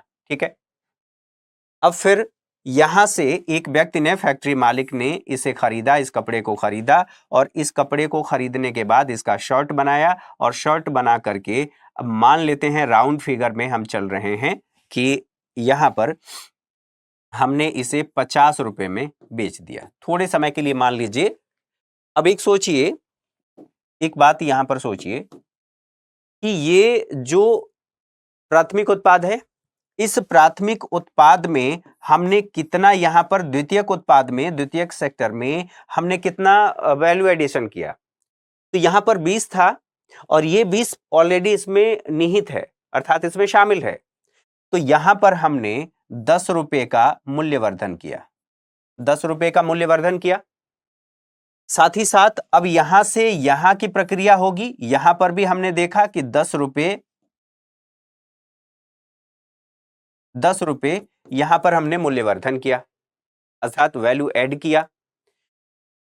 फिर उसके बाद हमने ये देखा कि यहां पर कितना हुआ, तो यहां पर भी कुछ इसी प्रकार से हमने देख लिया कि इसमें भी 10 रुपए का वैल्यू ऐड किया गया है। ये इतना ही नहीं होगा, ये ज्यादा होगा, लेकिन हम ऐसे बात कर रहे हैं अभी राउंड फिगर में समझने के लिए। तो अब इसको जोड़ लीजिए आप, इस ऐसे देखिए 20 प्लस 30, ठीक है, प्लस यहां पर 40 और प्लस यहां 50। तो यहां पर जो आपका आएगा 0 आएगा, 5 4 9, 10 11 12 13 14, 140 रुपए ये हो रहा है ऐसे। लेकिन इसमें दोहराव नहीं आपको देखने को मिल रहा है। दोहराव कैसे देखने को मिल रहा है? अब ऐसे सोचिए, इसको ऐसे देखिए कि यहां पर हमने क्या किया कि ये जो है इसमें से हमने इस टोटल 30 को जोड़ा, जो कि यहां पर हमें जोड़ना चाहिए था केवल 10, फिर यहां पर हमें 10 जोड़ना चाहिए था जो हमने पहले ही जोड़ लिया है। पहली दफा जब यहां पर वैल्यू एडिशन किया गया है तो इसमें 20 रुपए शामिल है, इसमें भी ये 30 रुपए शामिल है, और यहां पर भी हमने देखा कि इसमें 40 रुपए, 50 में 40 रुपए शामिल है। तो वैल्यू एडिशन हमने कितना, तो 10-10 का हमने वैल्यू एडिशन किया है। तो फाइनली जिस बाजार में ये वस्तु गई है ये कितने की बिकेगी? 50 रुपए की। तो हमने कितना वैल्यू एडिशन किया है? 10-10 का किया है। तो टोटल जो इस वस्तु की कीमत होगी ये आपकी हो जाएगी 50 रुपए।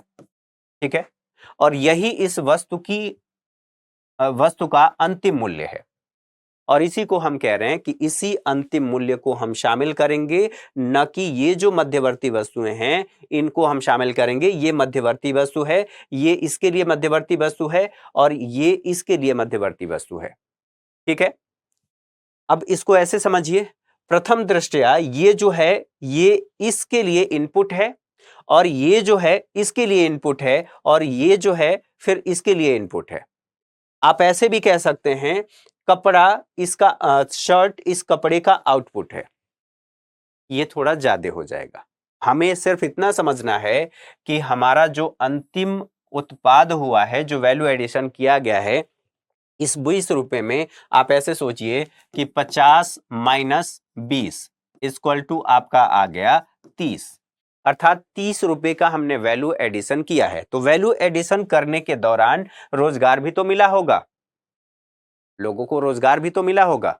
स्वाभाविक सी बात है, रोजगार मिला और इससे लोगों की आय बढ़ी। तो इसीलिए तुलना किया जा रहा है कि तुलना करना जरूरी है कि किस सेक्टर में कितना रोजगार का सृजन हो रहा है और कितना उत्पादन हो रहा है। तो इसके महत्व को हम समझ पाएंगे कि अर्थव्यवस्था में, अर्थात जीडीपी को बढ़ाने में या जीडीपी में किस सेक्टर का कितना योगदान है। तो यहां पर हमने देख लिया कि प्राथमिक सेक्टर का 20 रुपए का योगदान है, यहां पर हमने देख लिया कि इसका इतना योगदान है, और अंत में हमने देख लिया कि हम फाइनली हमारा ये वस्तु बन करके तैयार हुआ। तो इसको हम काउंट कर लेंगे और फिर इसको हम जीडीपी में जोड़ लेंगे। अब जीडीपी क्या होती है, जिसे ग्रॉस डोमेस्टिक प्रोडक्ट कहते हैं, सकल घरेलू उत्पाद कहते हैं, वो आगे चल करके समझेंगे। अभी सिर्फ इतना समझने के लिए काफी है, इतनी चीजें काफी हैं, क्योंकि आगे चल करके जैसे जैसे लेवल इंक्रीज होगा हम उसको बढ़ाते रहेंगे। एक साथ सभी बातों को नहीं समझा जा सकता, चरणबद्ध तरीके से समझना। जैसे आप सीढ़ी चढ़ते हैं, स्टेप बाय स्टेप चढ़ते हैं, वैसे ही एक आधार मजबूत हो जाता है। अर्थात आप जब भी स्टेप रखते हैं, अर्थात पहला कदम रखते हैं, तो पहली सीढ़ी पर जो आपका पहला कदम पड़ता है, उस कदम को जब आप मजबूती से रख लेते हैं तब जाकर के दूसरा कदम उठाते हैं। तो इसीलिए यहां पर जब हमारा ये फाउंडेशन मजबूत हो जाएगा तब हम आगे चलेंगे, दूसरे कदम के तरफ चलेंगे। आप ऐसा ना सोचें कि अभी मैं इसको बता दूं सब कुछ यहीं पर, तो ये आप लोगों के लिए भी समस्या क्रिएट करेगा, मेरे लिए भी क्रिएट करेगा, क्योंकि आप लोगों को लगेगा कि ये तो हमने समझा ही नहीं। हाँ, ये बात हो सकती है कि बहुत से ऐसे बच्चे हैं जिन्हें ये सारी चीजें पता होंगी, मैं इनकार नहीं कर रहा हूं, लेकिन हमें सबको देखना है, सभी लेवल के बच्चों को देखना है, और हमें बिल्कुल बेसिक से लेकर के चलना है। अब यहां पर बात यह हो गई कि अंतिम वस्तुओं और सेवाओं का उत्पादन, और जब उत्पादन होगा तो इनका मौद्रिक मूल्य हम ले लेंगे। अब आप ये सोचिए कि ये क्या है, इसका मौद्रिक मूल्य ही तो है, अर्थात रुपए में इसका मूल्य हमने जो शर्ट है उसका आकलन कर लिया। तो यहीं पर अब इसको हटा देते हैं, और हटा करके और इसको समझ लेते हैं, और हम इसको कह रहे हैं कि यह अंतिम वस्तु का मौद्रिक मूल्य। इसका कौन सा मूल्य लेते हैं? मौद्रिक मूल्य। हमने इसका मौद्रिक मूल्य ले लिया। अब मौद्रिक मूल्य लेने के बाद यहीं पर बात होगी कि ठीक बात है, अब जीडीपी में एक योगदान की बात हो रही है कि तीनों क्षेत्रों का योगदान कितना है। तो जीडीपी की जब परिभाषा की बात होती है तो जीडीपी का मतलब यह है कि एक वित्तीय वर्ष में एक घरेलू सीमा के अंदर उत्पादित अंतिम वस्तुओं और सेवाओं का मौद्रिक मूल्य। यहां पर अंतिम वस्तुओं और सेवाओं का मौद्रिक मूल्य, आप ऐसे कह सकते हैं उत्पादित अंतिम वस्तुओं और सेवाओं का मौद्रिक मूल्य।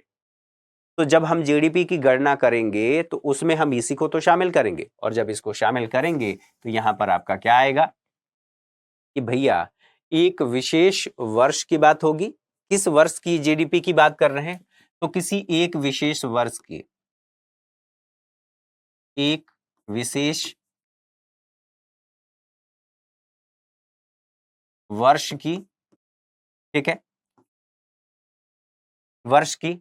अब एक विशेष वर्ष की, इसका मतलब क्या, एक हमने विशेष वर्ष ले लिया कि जो कुछ भी आप मान लीजिए जो हमारा फाइनेंशियल ईयर होता है उसको हमने मान लिया। अभी आगे चल करके इसको बताऊंगा, लेकिन अभी यहां पर इतना ही समझिए। अब किसी देश के भीतर कितना उत्पादन हुआ, तो यहां पर हम कह रहे हैं दूसरी बात, देश के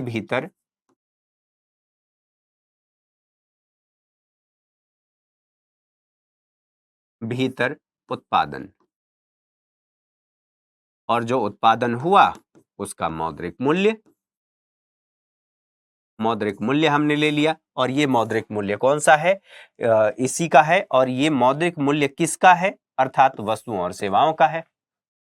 तो अब आप लोगों को ये बात समझ में आ गई होगी कि जब हम क्षेत्रों की तुलना कर रहे हैं तो इसलिए कर रहे हैं कि प्राथमिक क्षेत्र में कितना उत्पादन हुआ, उस उत्पादन का मूल्य क्या है, और साथ ही साथ जो रोजगार सृजित हुआ वो कितना हुआ, और उस सृजित रोजगार का मौद्रिक मूल्य क्या है, क्योंकि सेवा भी इसमें शामिल है। और दूसरी बात, यहीं पर बात आई कि गणना कैसे करेंगे। तो जब गणना की बात आई तो हमने कहा कि अंतिम वस्तुओं का हम मूल्य लेंगे, और मूल्य कैसा होगा? मौद्रिक मूल्य होगा, ठीक है। मुद्रा में हम उसका आकलन करेंगे, और फिर जब ये चीजें हो जाएंगी तो हम अंत में जोड़ लेंगे कि हमारे जीडीपी में इन सभी क्षेत्रों का कितना योगदान है। और कितना योगदान कैसे हम निकालेंगे? तो ऐसे तो हम देखेंगे तो हमारी पूरी जीडीपी में सारे वर्षों को शामिल करेंगे तो फिर समस्या हो जाएगी। तो हम ये देखेंगे कि एक विशेष वर्ष में कितना उत्पादन हुआ, कितने लोगों को रोजगार मिला, और उसका मौद्रिक मूल्य क्या है, ठीक है। और ये कहां पर हो रहा है? तो जीडीपी की बात हो रही है, तो हमारी घरेलू सीमा के अंदर हो रही है। अब घरेलू सीमा किसको कहते हैं, यह 12वीं क्लास की एनसीईआरटी में हम वहां पर पढ़ने वाले हैं, इसलिए सिर्फ यहां पर मैं बोल करके छोड़ दे रहा हूं, वहीं तक बातों को मैं रोक दे रहा हूं। अब बात होती है क्षेत्रों में, अर्थात ये जो तीनों क्षेत्र हैं इन सभी क्षेत्रों में ऐतिहासिक बदलाव हमें क्या देखने को मिले हैं। तो विकास की जो प्रारंभिक अवस्था की बात करते हैं, अर्थात जब आप पूरे भारतीय अर्थव्यवस्था की बात करते हैं तो उसमें भारतीय अर्थव्यवस्था में विकास की अवस्था की बात करते हैं। क्या ये प्रारंभिक अवस्था में है या द्वितीयक अवस्था में है?